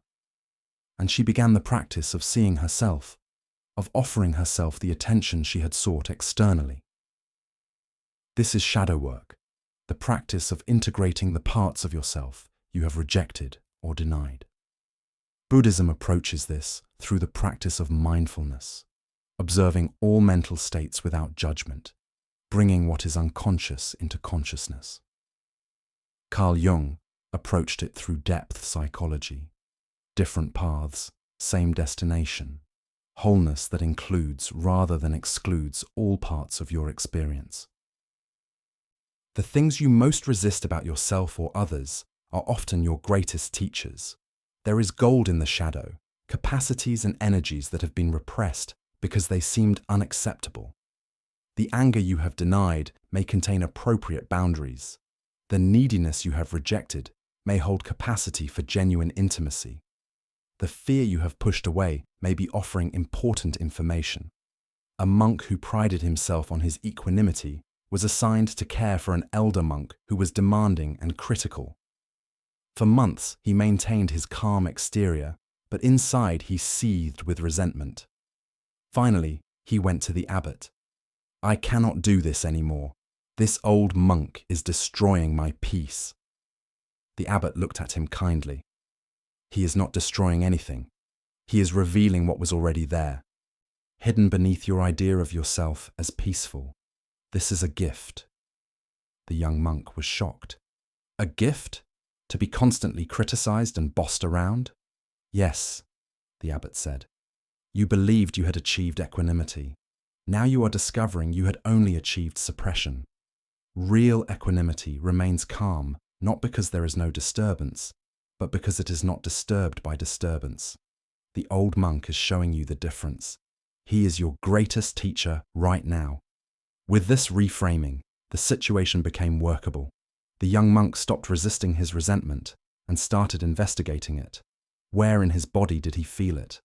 What thoughts accompanied it? What did it want to protect or achieve?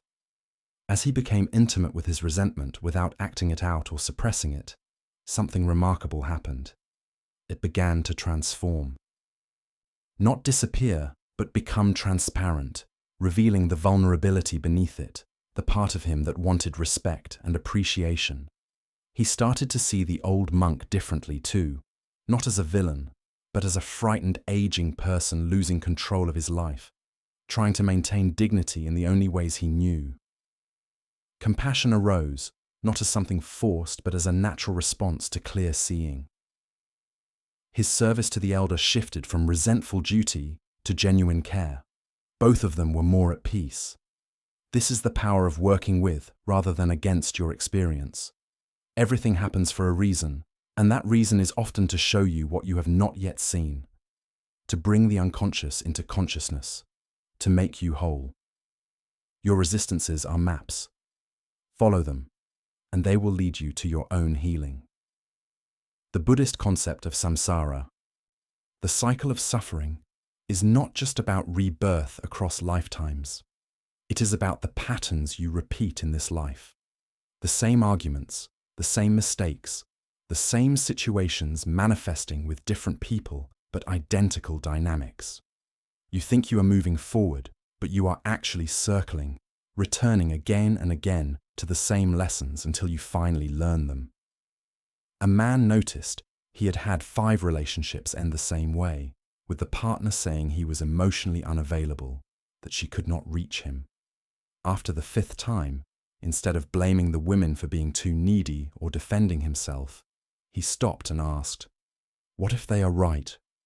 What if I am unavailable?" This simple willingness to consider that the pattern might be coming from him opened a doorway. He began to investigate his own fear of intimacy, to notice how he created distance when people got close, to understand the protection mechanisms he had built as a child. This was painful work, facing parts of himself he had denied for decades, but it was also liberating. For the first time, he had the possibility of real change, not just repeating the pattern with a sixth person. Breaking samsaric patterns requires two things: awareness and willingness. You must see the pattern clearly, without justification or denial, and you must be willing to experience the vulnerability that the pattern has been protecting you from. Most patterns are defense mechanisms that once served you but now imprison you. Letting them go means facing what they were defending against. Everything happens for a reason, and that reason is often to keep presenting you with the same lesson until you learn it. The universe is patient. It will give you the same exam over and over in different forms until you finally pass. This is not punishment. This is love. The love that never gives up on your awakening, that knows you are capable of learning what you need to learn. In a small village, there lived a family that seemed cursed by misfortune. The crops failed. A child became ill. The father injured his back. The neighbors spoke of bad karma, perhaps sins in past lives. The mother heard this talk and went to a wandering teacher passing through. "Is my family cursed?" she asked. "What terrible things must we have done to deserve all this suffering?" The teacher looked at her with great compassion. "You are not cursed," she said gently. "You are living. These things you call misfortune, do they not also belong to life?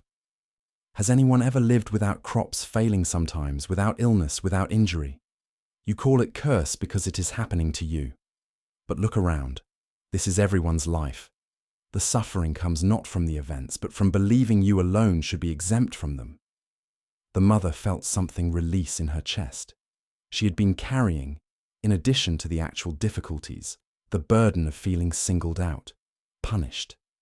When she understood that struggle was universal, not personal persecution, the difficulties were still there, but they felt different, workable, part of the human experience she shared with everyone, rather than an indictment of her family's worth.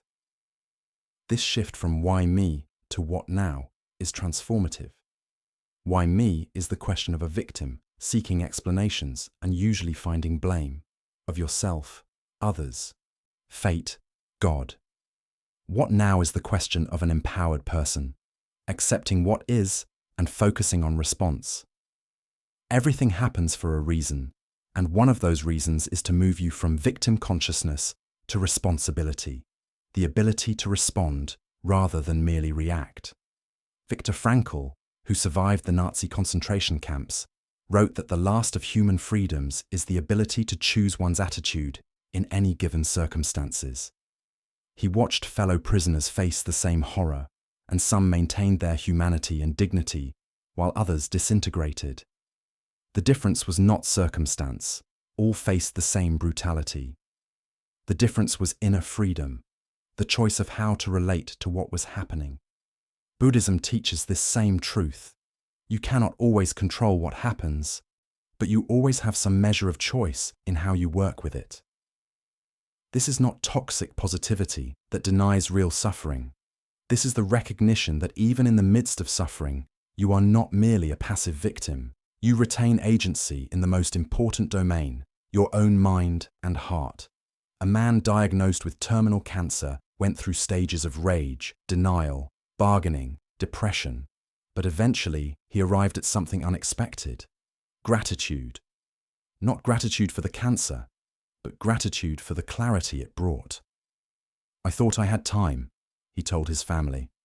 "I was going to get around to the important things someday. The cancer took away that delusion. Now I know I don't have time to waste on resentment, on petty concerns, on hiding my love. This is terrible, and it is a gift." He spent his remaining months living with an intensity and authenticity He had never managed when he believed he would live forever. His relationships deepened. He made peace with old conflicts. He told people what they meant to him. He was present to each moment in a way he had not been in decades. "I am dying," he said, "but I have never been more alive." This is the paradox at the heart of Buddhist teaching. Death is the greatest teacher of life. Impermanence, correctly understood, is not depressing. It is what makes each moment precious. If you lived forever, nothing would matter because there would always be more time. It is precisely because this is temporary, because loss is inevitable, that now matters, that love matters, that your choices have weight and meaning. Everything happens for a reason. And one profound reason is to wake you up to the preciousness of existence before it is too late. The losses you experience, the close calls, the reminders of mortality, these are not punishment. They are wake-up calls, opportunities to stop sleepwalking through your life and actually live it. There is a Zen practice of contemplating death called Maranasati. Practitioners regularly reflect on the inevitability of their own death, not morbidly, but as a tool for clarity. When you deeply understand that you will die, that everyone you love will die, that all of this is temporary, everything shifts. What seemed important reveals itself as trivial. What seemed trivial, a conversation, a sunset, the feeling of breath, reveals itself as sacred. A woman began each day by saying to herself, "I will die someday, perhaps today. How then shall I live this day?" At first this felt grim, but it evolved into liberation. She stopped procrastinating on important conversations. She let go of grudges that had felt so significant. She said yes to experiences she had been postponing. She noticed beauty she had walked past for years. Death was not her enemy. It was her advisor, helping her separate what mattered from what did not. The Buddha himself was prompted to seek enlightenment by encountering what are called the four heavenly messengers: an old person, a sick person, a dead person, and a renunciate monk. The first three showed him that old age, sickness, and death were inevitable. The fourth showed him that there was a path beyond suffering. These encounters shattered his sheltered existence and launched his spiritual quest. You receive these same messengers throughout your life. Every time you see aging, illness, death, you are receiving a teaching. Every time you encounter someone living with wisdom and peace despite circumstances, you are being shown that such a life is possible. Everything happens for a reason, and these messengers appear to remind you of what is true, what is possible, what is important. Many people spend enormous energy avoiding reminders of mortality, pursuing youth and health and security as if they could make themselves permanent. This is understandable, but ultimately futile. The Buddhist approach is the opposite. Face mortality directly, understand it completely, and let that understanding inform how you live. When you truly accept that you will die, fear loosens its grip. What do you have to lose? You were always going to lose it anyway. This acceptance does not lead to nihilism or recklessness. It leads to clarity about what you want to do with your brief time here. It cuts through the trivial and reveals what is essential. A king who had everything, wealth, power, pleasure, felt a persistent emptiness. He called together philosophers and priests to explain this feeling. Many offered complicated theories. Finally, an old wanderer was brought before him. "Your Majesty," the wanderer said, "you are dying. You have been dying since the moment you were born. Every breath brings you closer to death. You feel emptiness because you are trying to fill something that is meant to be empty, trying to make solid what is meant to flow." The king was offended at first, but the words haunted him. He began to see everything differently. His palace was already ruins. He just could not see it yet. His youth was already gone. He was just clinging to its memory. His power was already dissolved. Circumstances simply had not shifted yet to reveal this. When he truly understood the dreamlike, temporary nature of everything, something paradoxical happened. He did not become depressed. He became free. He began to use his wealth and power differently, not to accumulate more, but to serve his people. He stopped trying to build monuments to his own glory and started creating conditions for others to flourish. He became known as a just and compassionate ruler, and he attributed this entirely to understanding his own death. When you know you will die, he told his children, you stop worrying about your legacy and start caring about your contribution. The legacy will be what it will be. The contribution is what matters. This is the teaching of all wisdom traditions. Remember death, not morbidly, but wisely, as a tool for living well. Everything happens for a reason, and the reason illness, aging, and loss happen is to remind you that you are here temporarily. So how will you be while you are here? The 5 remembrances in Buddhism are reflections monks recite daily. I am of the nature to age. I am of the nature to sicken. I am of the nature to die. All that is dear to me and everyone I love are of the nature to change. I am the owner of my actions, heir to my actions. These sound grim, but they are actually grounding, connecting you to reality rather than fantasy. When you accept these truths, you stop wasting energy on denial. You stop being shocked when the inevitable occurs. You prepare, not by stockpiling resources and building walls, but by developing the inner qualities that will serve you regardless of circumstances: equanimity, compassion, wisdom, presence. A woman who practiced these reflections said, I used to think this practice was depressing. Now I find it enormously comforting. I am not being singled out. Everything ages, sickens, dies. This is not personal. It is natural. And knowing this helps me cherish what is here now, instead of taking it for granted. This leads to a quality called mudita, sympathetic joy, the ability to be genuinely happy at others' happiness. This quality is harder than it seems. If you are caught in comparison, in scarcity thinking, others' success can feel like your failure. But when you understand that there is enough, that life is not a competition, that everyone is moving toward the same destination, joy naturally arises at others' good fortune. Everything happens for a reason, and witnessing others' joy is an opportunity to practice mudita, to expand your heart's capacity to celebrate rather than envy. Each time you choose happiness at another's happiness, you dissolve the false boundaries between self and other. You participate in the interconnection that is reality. A man who struggled with jealousy made it a practice to actively wish well to those he envied. When a colleague got the promotion he wanted, instead of indulging resentment, he sent a genuine congratulations and wished the colleague success. At first, this felt forced, even painful, but he noticed something shifting. His jealousy lost some of its grip. He felt lighter. Over time, he understood something profound. His jealousy had been based on scarcity, on believing there was limited success available, and others getting it meant less for him. But success is not finite. One person's good fortune does not diminish another's possibilities. In fact, witnessing success can inspire and instruct.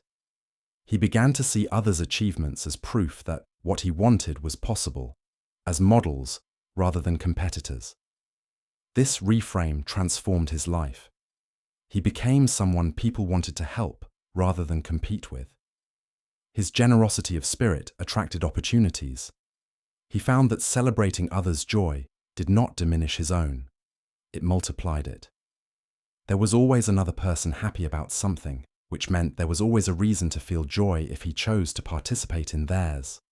The Buddhist teaching of the Brahmaviharas, the 4 immeasurables, includes metta, loving kindness, karuna, compassion, mudita, sympathetic joy, and upekkha, equanimity.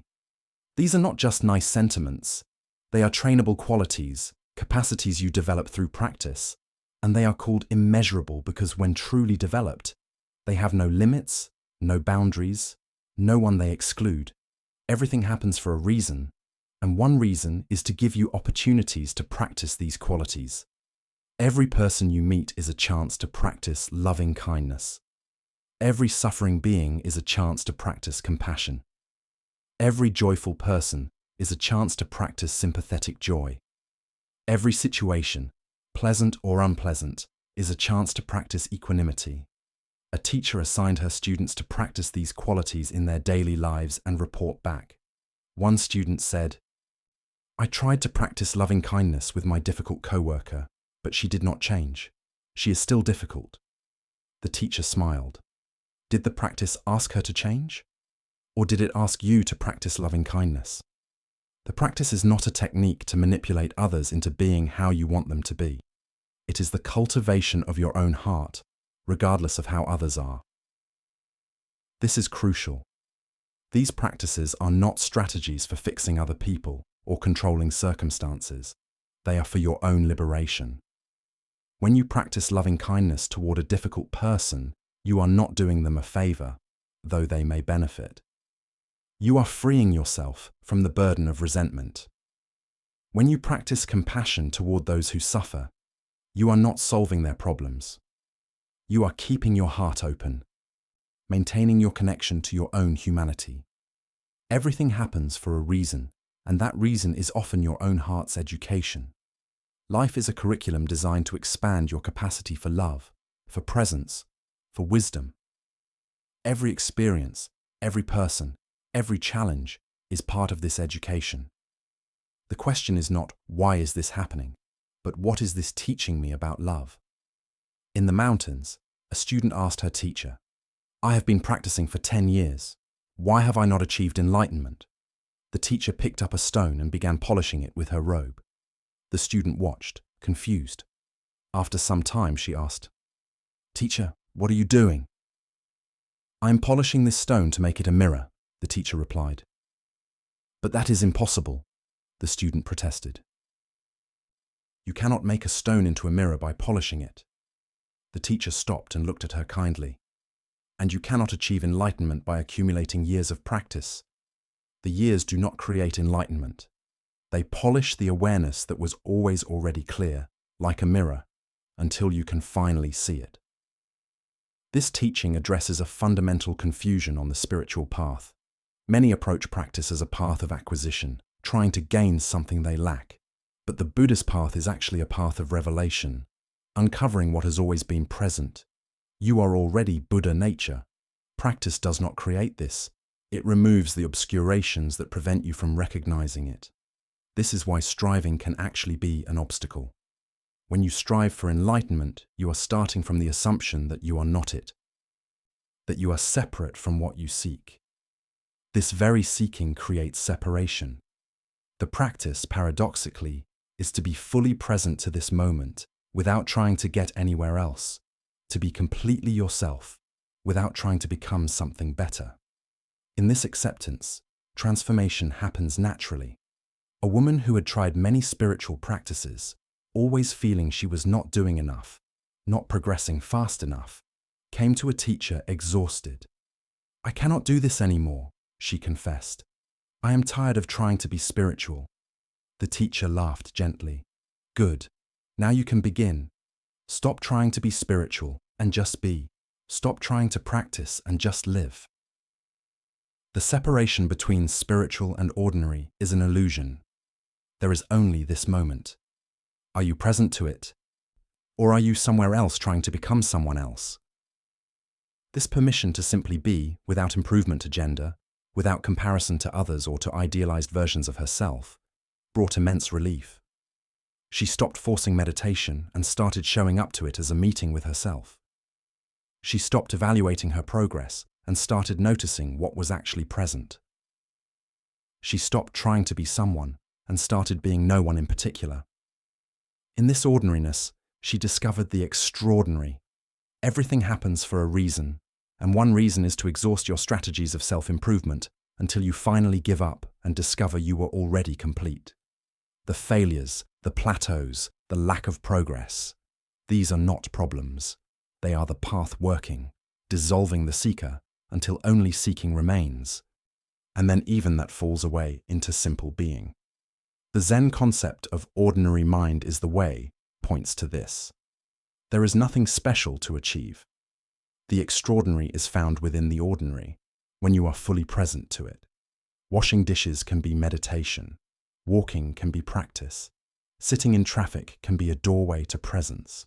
Nothing is excluded. Nothing is more spiritual than anything else. It is all one seamless whole. A monk was asked, "What is the secret of Zen?" He replied, "When hungry, eat. When tired, sleep." The questioner was disappointed. "That is all? Everyone does that." "No," the monk said. "When most people eat, they think of 1,000 things. When they sleep, they dream of other places. When I eat, I just eat. When I sleep, I just sleep. This is the whole teaching. This simplicity is deceptive." To just eat when eating, without mental commentary, without distraction, without wanting the food to be other than it is, requires presence that most people have lost. We have complicated everything, layered reality with concepts and judgments and stories until we can barely taste our food or feel our breath. The practice is returning to simple, direct experience. Everything happens for a reason, and that reason might be as simple as this: to bring you back to now, to direct experience, to the aliveness that is always available when you stop living in your head and come into your senses. Every moment is an invitation to return. You will accept this invitation millions of times because you will forget millions of times. This is normal. This is the practice. In Soto Zen, there is an emphasis on shikantaza, just sitting with no goal. No technique, no attainment. You sit because sitting is what is happening. You are present to sitting. When thoughts arise, you are present to thoughts. When sensations appear, you are present to sensations. No judgment, no manipulation, no preference. Just what is, met with awareness. This practice is profoundly egalitarian. It does not require special abilities or states. Everyone can be present to what is. The challenge is not the complexity of the practice, but the simplicity. The mind wants tasks, goals, progress. Just sitting, just being, feels like not doing anything, like wasting time. But this is the medicine for a society obsessed with productivity and achievement. This is the revolution of simply being, without justification, without producing anything, without becoming anything. A businessman who came to Zen was frustrated by this practice. "I am not getting anything out of this," he complained. "What is the point of just sitting?" The teacher asked. "When you sit, what is missing?" The man thought. "Nothing is missing, but nothing is happening either." "Ah," the teacher said. "You want something to happen. You want to get something out of it. This wanting is your suffering. For once in your life, just be, without getting anything. This is the point." Over time, the businessman began to appreciate what he had initially dismissed. His whole life was about getting, achieving, producing. Sitting practice was the only time he allowed himself to simply exist without agenda. This rest, this permission to be useless, began to heal something in him. He brought this quality into his life. He could be with his children without trying to teach them something. He could be with his wife without trying to fix anything. He could be with himself without improvement projects. Everything happens for a reason, and rest is one of those reasons. Not just physical rest, but the deep rest of not trying to be anyone or get anywhere. In a culture that valorizes constant effort and improvement, this rest is radical. It is the recognition that you are already enough, already complete, already worthy, not because of anything you have done, but simply because you exist. The Buddhist teaching of tathata, suchness or thusness, points to reality exactly as it is, before concepts and judgments. The tree is just treeing. The stone is just stoning. You are just youing. There is nothing wrong with any of it. Everything is expressing its nature perfectly. When you see this, when you recognize the perfection in what is, not as something you impose but as something you discover, peace is inevitable. A person struggling with self-acceptance came to a teacher. I am deeply flawed, they said. I have tried to fix myself for years, but the problems remain. The teacher asked, does a river have flaws because it flows downhill? Does a fire have flaws because it burns? You are a human being human. The anxiety, the doubt, the struggle, these are part of what it is to be human. They are not defects in your humanity. They are expressions of it. This does not mean never working on yourself, never growing or healing. It means starting from acceptance rather than rejection, from wholeness rather than brokenness. When a gardener tends a plant, she does not hate the plant for not being perfect. She accepts what the plant is and provides conditions for its flourishing. This is how to work with yourself, not from hatred of what you are, but from love of what you can become while accepting what you are now. Everything happens for a reason, and one reason is to show you that you are not a problem to solve, but a process to participate in. You are not static, you are unfolding. What you are today is not what you will be tomorrow, and that is not failure, that is life. The caterpillar is not failing to be a butterfly, it is being perfectly caterpillar, which is what it needs to be before the butterfly can emerge. Trust the process. This is perhaps the deepest teaching. Trust that your life is unfolding according to principles larger than your conscious understanding. Trust that what appears as obstacle is actually path. Trust that the struggles you face are not mistakes, but curriculum. Trust that the intelligence that created a universe of billions of galaxies is also moving through your individual existence. This trust is not blind. It is informed by understanding the principles of cause and effect, impermanence, dependent origination. When you see how everything arises from conditions, you stop taking things so personally. Your depression is not your fault. It arose from causes. This does not mean you are helpless. It means you can work with causes rather than blaming yourself. You can create conditions for wellness without the burden of believing your unwellness was a moral failing. A woman who struggled with depression for years felt enormous guilt about it. I have a good life, she would say. I have no reason to be depressed. What is wrong with me? A therapist helped her understand that depression is not a choice or a character flaw. It arises from multiple factors: genetics, brain chemistry, past experiences, current circumstances. Understanding this freed her from guilt, which ironically made it easier to address the depression. She could approach it as a condition to work with rather than an identity to defend or attack. Everything happens for a reason, and sometimes that reason is simply natural law, cause and effect, the way things work. Not everything is meaningful in a personal sense. Sometimes things happen because that is what happens when certain causes come together. This is not cold or uncaring. This is liberating. You are not the center of a cosmic drama where everything means something about you. You are part of an interconnected web where things arise and pass according to conditions. The Buddha discouraged speculation about certain questions, calling them imponderables that lead to confusion rather than liberation. These include questions like, what is the origin of the universe? What happens after death in ultimate terms? Is the universe infinite? He taught that these questions, however interesting philosophically, do not lead to the end of suffering. What matters is understanding suffering, its cause, its cessation, and the path to cessation. This is practical wisdom, focused on liberation rather than speculation. This does not mean you cannot be curious about such questions. It means don't let them distract you from the work at hand, your own awakening, your own liberation from suffering. Everything happens for a reason, but you do not always need to know that reason to work effectively with what is happening. Sometimes the most helpful response is not understanding why, but understanding what now. A man who lost his job asked a teacher, "Why did this happen? What did I do wrong?" The teacher replied, "Perhaps you did nothing wrong. Perhaps the company needed to cut costs. Perhaps the economy shifted.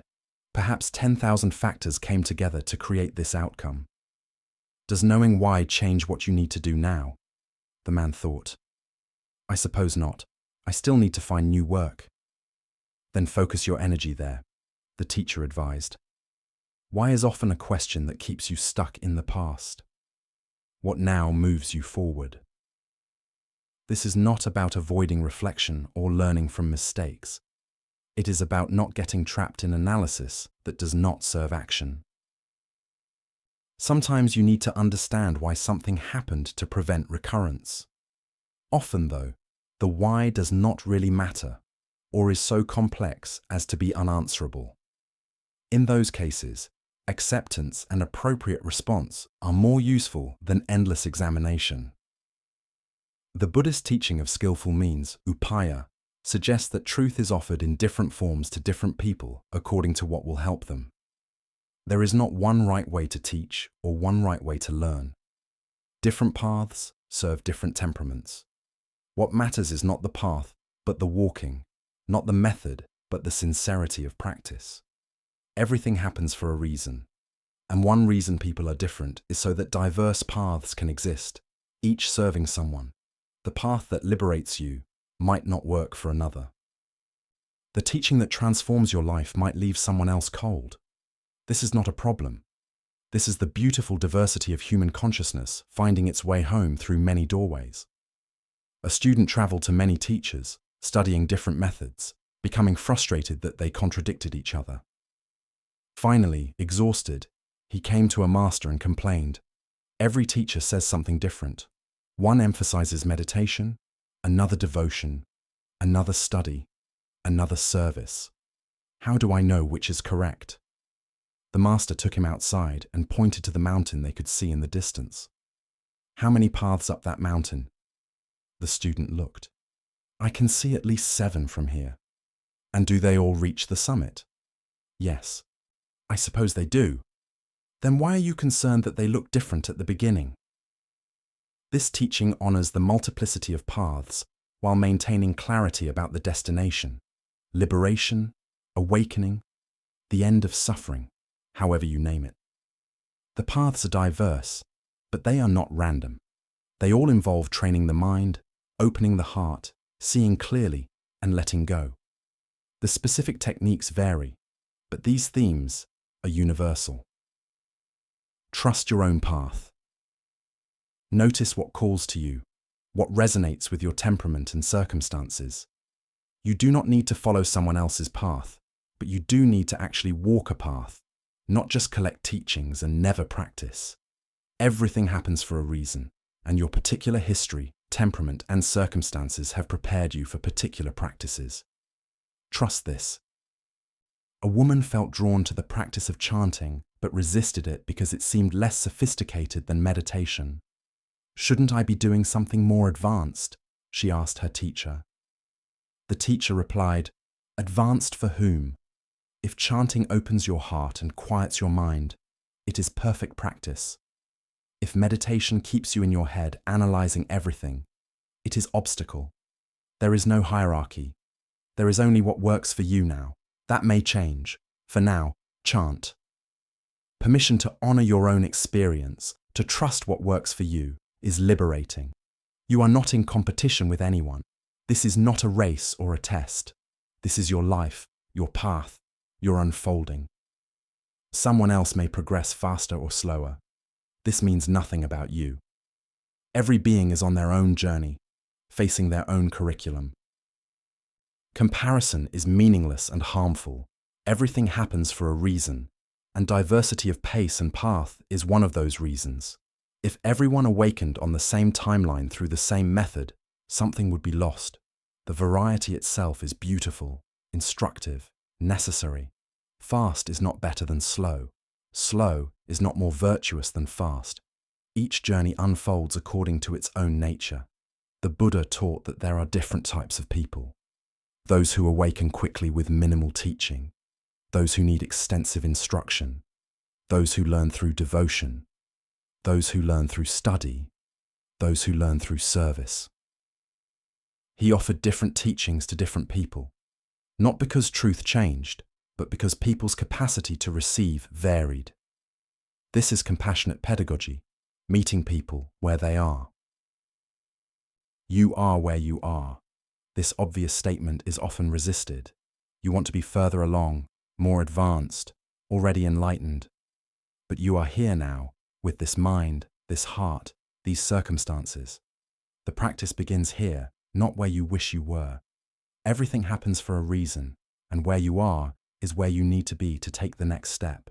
Not forever, but now. A man felt he was too old to start spiritual practice. I should have begun when I was young, he lamented. Now I have wasted my life. His teacher disagreed. You began when you were ready. The time before was not wasted. It prepared you for this. If you had begun earlier, would you have been ready? Would you have had the desperation that now fuels your practice? Would you have known what you were seeking?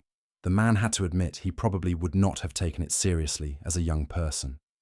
Then this is perfect timing, the teacher said. This applies to everything. You learn what you need when you need it. The teaching you are ready for will appear when you are ready. This is not magical thinking. This is the nature of learning and growth. A seed planted in winter will not sprout, not because something is wrong, but because conditions are not yet right. When spring comes, the same seed sprouts naturally. Your readiness is the spring that allows teaching to take root. Everything happens for a reason, and timing is one of those reasons. Not everything can happen at once. Some lessons must be learned before others make sense. Some healing must occur before other healing is possible. Trust the timing of your life. Trust that what you need will come when you can receive it. Your job is not to force the schedule. Your job is to stay open, stay sincere, stay willing. There is a story of Zen student who worked with a koan for 20 years. A paradoxical question meant to break through logical thinking. For 2 decades, he struggled with it, tried every angle, became frustrated, gave up, returned. Nothing. Then, one day, sweeping the courtyard, he heard a pebble strike bamboo, and suddenly the koan opened completely. 20 years of preparation for one moment of insight. Was the 20 years wasted? No. Every day of struggle was necessary. The insight did not happen despite the 20 years, but because of them. The ground had to be prepared. The seeking had to exhaust itself. The mind had to be worn down until an opening could occur. Fast food enlightenment is not how consciousness works. Deep transformation takes time, ripening in ways you cannot observe or control. Everything happens for a reason, and slowness is often one of those reasons. We live in a culture that valorizes speed, that wants instant results. But wisdom grows slowly, like an old-growth forest. You cannot rush it without compromising its depth. Trust the slow work of becoming, of awakening. Trust that the time it takes is the time it needs. A teacher was asked, "How long until I am enlightened?" She replied, "How long is a piece of string?" The student, confused, pressed her, "But surely you can estimate based on my practice and progress." The teacher smiled. "I can tell you it will take exactly as long as it takes. No more, no less." Your question seeks to turn this into a project with milestones and completion dates. But this is life, not a project. You are already enlightened and not yet enlightened, simultaneously. Both are true. Practice is not to become something you are not, but to recognize what you have always been. This could happen in an instant or unfold over decades. Asking how long is missing the point. Are you practicing? Then you are on the path. That is enough. This enoughness, this permission to be exactly where you are without shame or rush, is perhaps one of the greatest gifts spiritual practice offers. Everything happens for a reason, and one reason is to wear down your resistance to what is, including your resistance to where you are in your own development. In Tibetan Buddhism, there are teachings about the bardos, the in-between states, between lives, between thoughts, between one state of being and another. These transitions are seen as particularly potent times for awakening because the usual structures have dissolved. You are neither what you were, nor yet what you will be. In this gap, there is possibility. Your entire life can be seen as a bardo, a transition between birth and death, neither fully one thing nor another, always in process. This is not a problem. This is the condition. You are not a thing but a happening, not a noun but a verb. Accepting this dissolves the need for solid identity, for being one consistent way. You can be many things, contradictory things, evolving things. A person struggling with identity asked a teacher, "Who am I really?" Sometimes I feel compassionate, sometimes selfish, sometimes brave, sometimes cowardly. Am I good or bad? The teacher answered, "You are a river, not a rock. Rivers change constantly. Fast here, slow there, clear in this section, muddy in that. Yet we say, this is the river, and there is no confusion. You are the same. You flow through states. None of them is the final truth of who you are. All of them are momentary expressions of your being. This fluidity is freedom. You are not trapped in any identity. You are not defined by your worst moment or even your best. You are the whole flow, the complete process, the ongoing becoming. Everything happens for a reason, and change is one of those reasons. You are meant to change, meant to grow, meant to evolve. Fixity is death. Flow is life. The Heart Sutra teaches, form is emptiness, emptiness is form. Nothing has inherent, independent, permanent existence. All things, including you, are temporary arrangements of conditions, patterns that arise and dissolve. This could sound like nihilism, nothing is real. But it is actually the opposite. Because nothing is fixed, everything is possible. Because you are not a permanent self, you can transform. The chains of identity are revealed as imaginary. You are free. A criminal came to the Buddha, seeking redemption. "Can someone like me be forgiven?" he asked. "Can I change?" The Buddha replied, "You are asking if the person you were can be forgiven. But that person no longer exists. Every moment you are new. The question is not can you change, but will you? This moment, who are you choosing to be?" The man was speechless. He had been carrying the past as if it were his essence. In that moment, he understood it was only memory. And memory does not determine the present unless you let it. This is radical forgiveness, not just of others, but of yourself. Your past is not you. It was you, in those moments, under those conditions. But those moments are gone. Those conditions have changed. You have changed, are changing, will change. Forgive yourself not by minimizing harm done, but by understanding that the person who did that harm is not who you are now. Make amends where possible, learn what needs learning, and choose differently now. Everything happens for a reason, and one reason is that consciousness learns through experience, including painful experience, including mistakes. Your errors are not disqualifications from awakening. They are part of the curriculum. Everyone who has ever awakened has made mistakes, caused harm, lost their way. This is not unusual. This is the human condition. What matters is what you do with your mistakes. Do you harden into defensiveness or soften into learning? The Buddhist teaching of the 8 worldly winds describes 4 pairs of opposites that blow through every life: gain and loss, pleasure and pain, fame and disgrace, praise and blame. The winds blow, alternating, inevitable. They are not personal. Everyone experiences all 8. The practice is not to control which winds blow, you cannot, but to remain centered regardless of which wind is currently blowing. When gain comes, enjoy it, but do not cling. When loss comes, feel it, but do not despair. When praised, appreciate it, but do not believe you are the praise. When blamed, consider if there is truth to learn, but do not collapse into the blame. Stand in the center, let the winds blow around you. Neither pushed over by adversity nor inflated by success.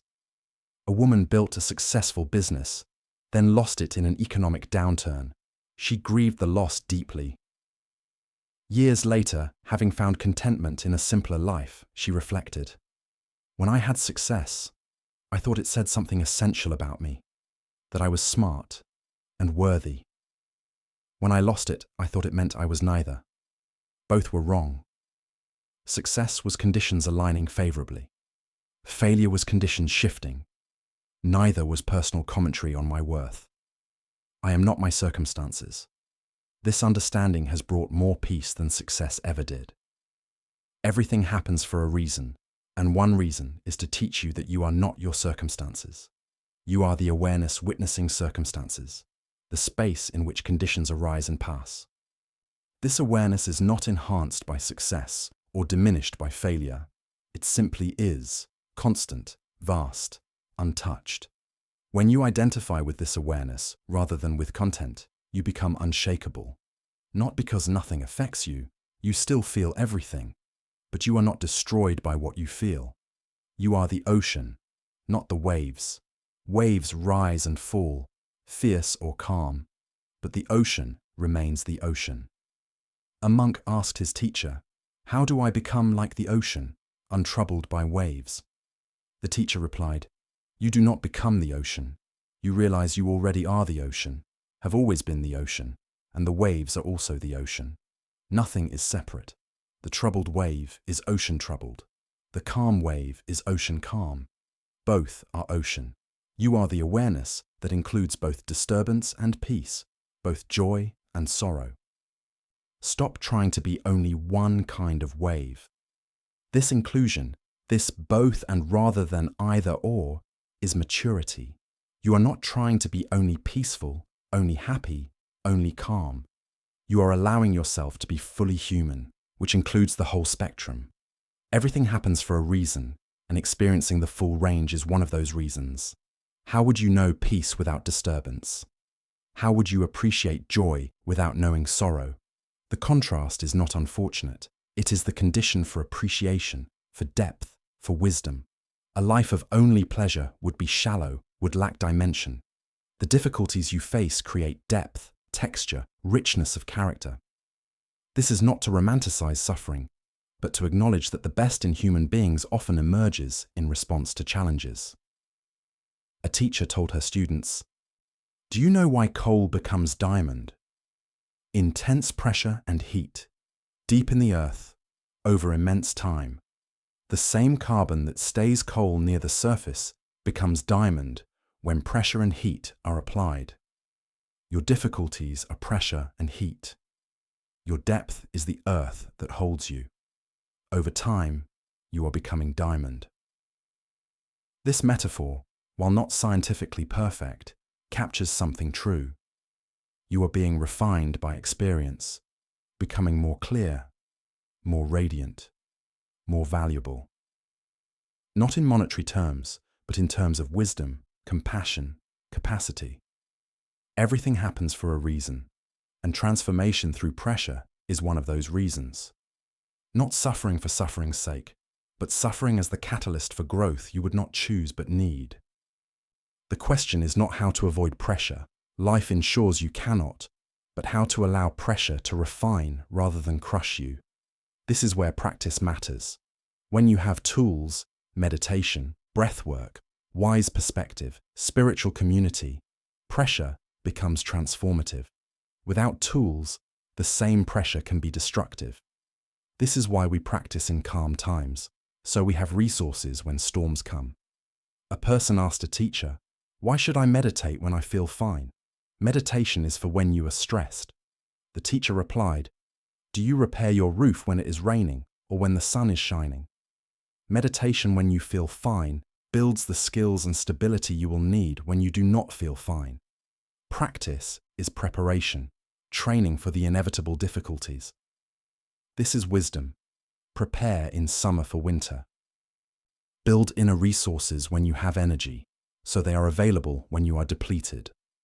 Cultivate peace in peaceful times, so you can return to it in chaotic times. Everything happens for a reason, and peaceful interludes are given to rest, restore, and practice, not to take for granted or squander. There is a misconception that spiritual people should be peaceful and happy all the time. This is not the goal. The goal is to be real, to be authentic, to be present to what is. Sometimes what is includes anger, fear, sadness. A truly spiritual person does not deny these states. They feel them fully, express them appropriately, and let them pass without clinging or identification. The Buddha described anger as a hot coal you pick up to throw at someone. You are the one who gets burned. This does not mean you should never be angry. It means anger expressed unskillfully harms you along with its target. There are ways to be angry that are appropriate, protective, even compassionate. Anger at injustice can fuel action for change. Anger at violation can establish boundaries. The question is not whether you feel anger, but what you do with it. Everything happens for a reason, and difficult emotions happen for reasons. They are information, messengers, energy that wants to move toward protection or change. The practice is not to eliminate them, but to be in conscious relationship with them. Thank the anger for trying to protect you. Ask what it needs. Provide that appropriately. Then let the anger complete its cycle and release. A woman with a trauma history experienced intense anger when feeling powerless. She learned to recognize this anger as a younger part of herself, trying to ensure she would never be victimized again. Instead of acting on the anger or suppressing it, she would internally acknowledge it. Thank you for trying to protect me. I am safe now. I can handle this. The anger would soften, not disappear, but become workable. She could then respond to the current situation from her adult wisdom, rather than her childhood wounds. This is sophisticated emotional practice, honoring feelings while not being controlled by them. It requires awareness, self-compassion, and patience. But it is learnable. Everything happens for a reason, and emotional challenges happen to teach you this very capacity. To be with your emotions without being taken over by them, to respond rather than react. The Buddhist teaching of the second arrow applies here. The first arrow is the emotion itself. Anger arises, sadness appears. This is natural, inevitable. The second arrow is your response to the emotion. Judging yourself for feeling it, creating stories about what it means, spiraling into secondary emotions about the primary emotion. I am angry is the first arrow. I shouldn't be angry. Something is wrong with me for being angry. I am a bad person for feeling this way is the second arrow. You cannot always avoid the first arrow, but you can choose not to shoot yourself with the second. Feel anger without judging yourself for it. Experience sadness without creating stories about what it means. Let emotions be what they are, temporary states, without turning them into identity or catastrophe. Everything happens for a reason, and emotions happen to be felt, processed, and released, not to be clung to or rejected. A monk told his students, emotions are like weather. You would not say, I am the rain, just because rain is falling. You would say, it is raining. Similarly, say anger is present, rather than I am angry. This small shift in language reflects a profound shift in relationship. You are not the emotion. You are the space in which emotion appears.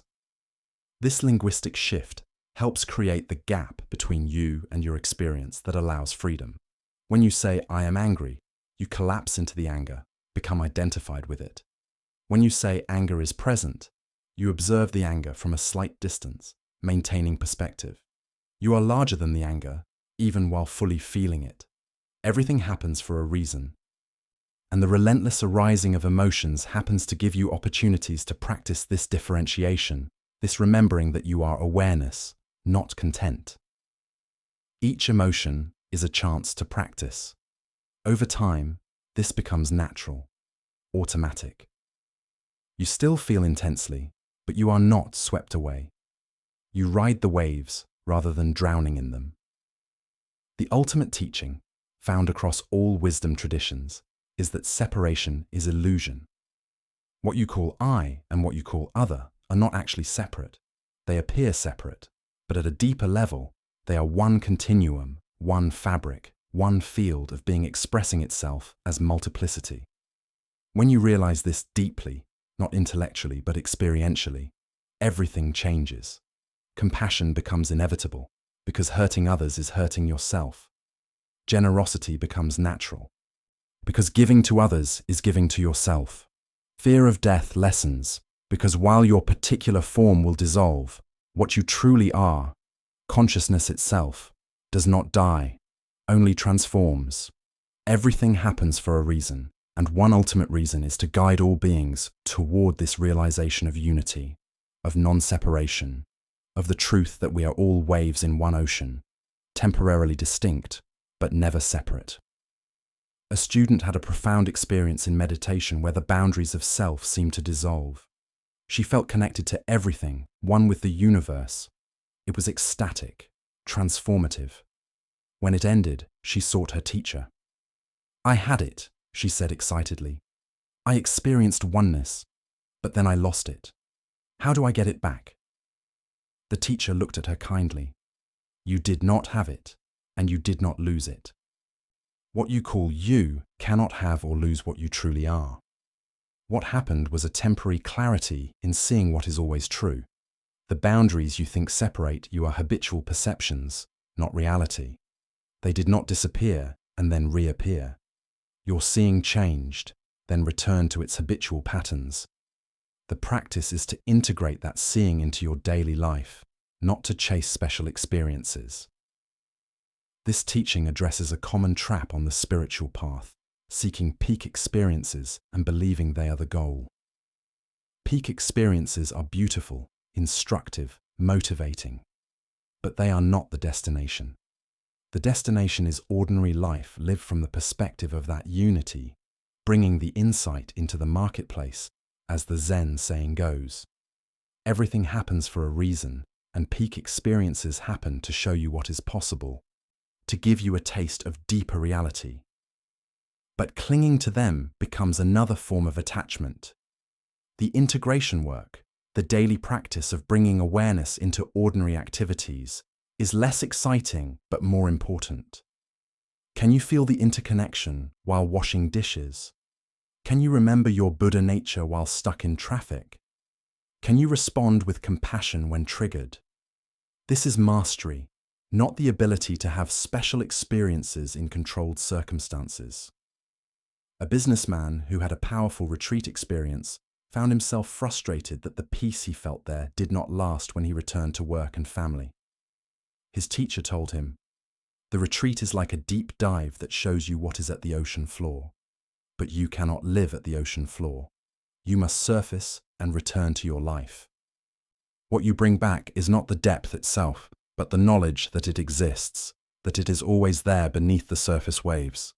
When life is turbulent, you remember, underneath this turbulence is depth, is stillness, is peace. This remembering changes how you relate to the turbulence. Everything happens for a reason, and ordinary life happens to be the real practice ground. Retreat experiences, peak states, and special insights are supports for the main event. How you actually live, how you treat people, how you respond to difficulty. Spiritual bypassing is using spiritual ideas to avoid life's demands. True practice is bringing spiritual understanding into direct engagement with life. The 6 perfections in Mahayana Buddhism, generosity, ethics, patience, effort, meditation, and wisdom, are not separate compartments but integrated aspects of awakened living. You practice generosity not just with money, but with attention, time, presence. You practice ethics not as rules imposed externally, but as natural expression of understanding interconnection. You practice patience with yourself and others, understanding that everyone is doing their best with their current level of awareness. Everything happens for a reason, and the multitude of opportunities for practicing these perfections happens daily. Every interaction is a chance for generosity. Every challenge is a chance for patience. Every choice is a chance for ethical action. You do not need special circumstances. Your ordinary life is already filled with opportunities. The question is whether you recognize them. A mother with young children felt frustrated that she had no time for formal practice. "How can I be spiritual when I am constantly interrupted, constantly needed?" she asked. Her teacher smiled. Your children are giving you the most intense practice available. Patience, selflessness, presence, love without conditions. Many monks in caves cannot practice what you practice every day. Do not dismiss this as not spiritual. This is the heart of the path, lived in the most demanding crucible. This reframe changed everything for the mother. She stopped waiting for her real spiritual life to begin when the children were older and started recognizing the practice embedded in her daily demands. Changing diapers became a practice in service. Sleepless nights became a practice in patience.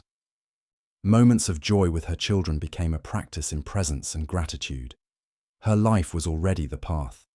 She had just not recognized it. Everything happens for a reason, and your particular life circumstances happen to be exactly the curriculum you need, not someone else's curriculum, which might look easier or more difficult. Yours. Comparing your practice to another's is meaningless because you are not walking their path. Trust that what you face is what you need for your own awakening. Everything is perfectly designed for your growth, even when it does not feel that way. The Vietnamese teacher Thich Nhat Hanh spoke of interbeing, his term for interdependence. When you look at a piece of paper, he taught, you should see the tree it came from, the rain that watered that tree, the sun that fed it, the logger who cut it, the parents who raised that logger. The paper is empty of separate existence. It is made entirely of non-paper elements. So are you. You are made entirely of non-you elements, your parents, your food, your teachers, your experiences, the air you breathe, the earth you stand on. When you see this, you stop feeling so isolated. Your problems are not just yours. They are humanity's problems expressing through you. Your joys are not just yours. They are life's joys moving through you. You are a particular expression of the universal, temporary and precious. Like every wave is a particular expression of the ocean, temporary and precious.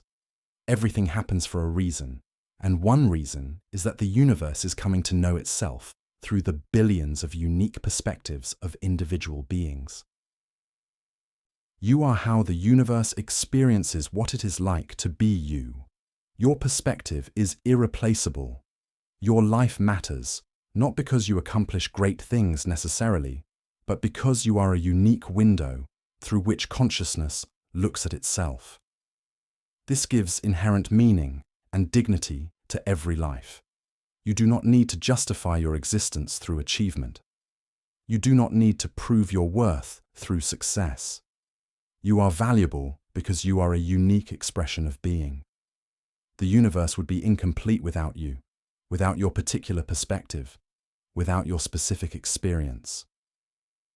A person struggling with depression and feelings of worthlessness told a teacher, "I have done nothing important. My life is meaningless." The teacher asked, "Have you ever watched a sunset?" "Yes, many." "Did the sunset exist before you watched it?" The person was confused by the question. "Of course the sunset is objective." "Is it?" the teacher pressed. "The photons bouncing off particles in the atmosphere, creating the colors, this is objective. But the experience of beauty, the feeling it evokes, the meaning it holds, this exists only in consciousness experiencing it. Without consciousness, there is no beauty, no meaning, only photons and particles. You create meaning by being aware.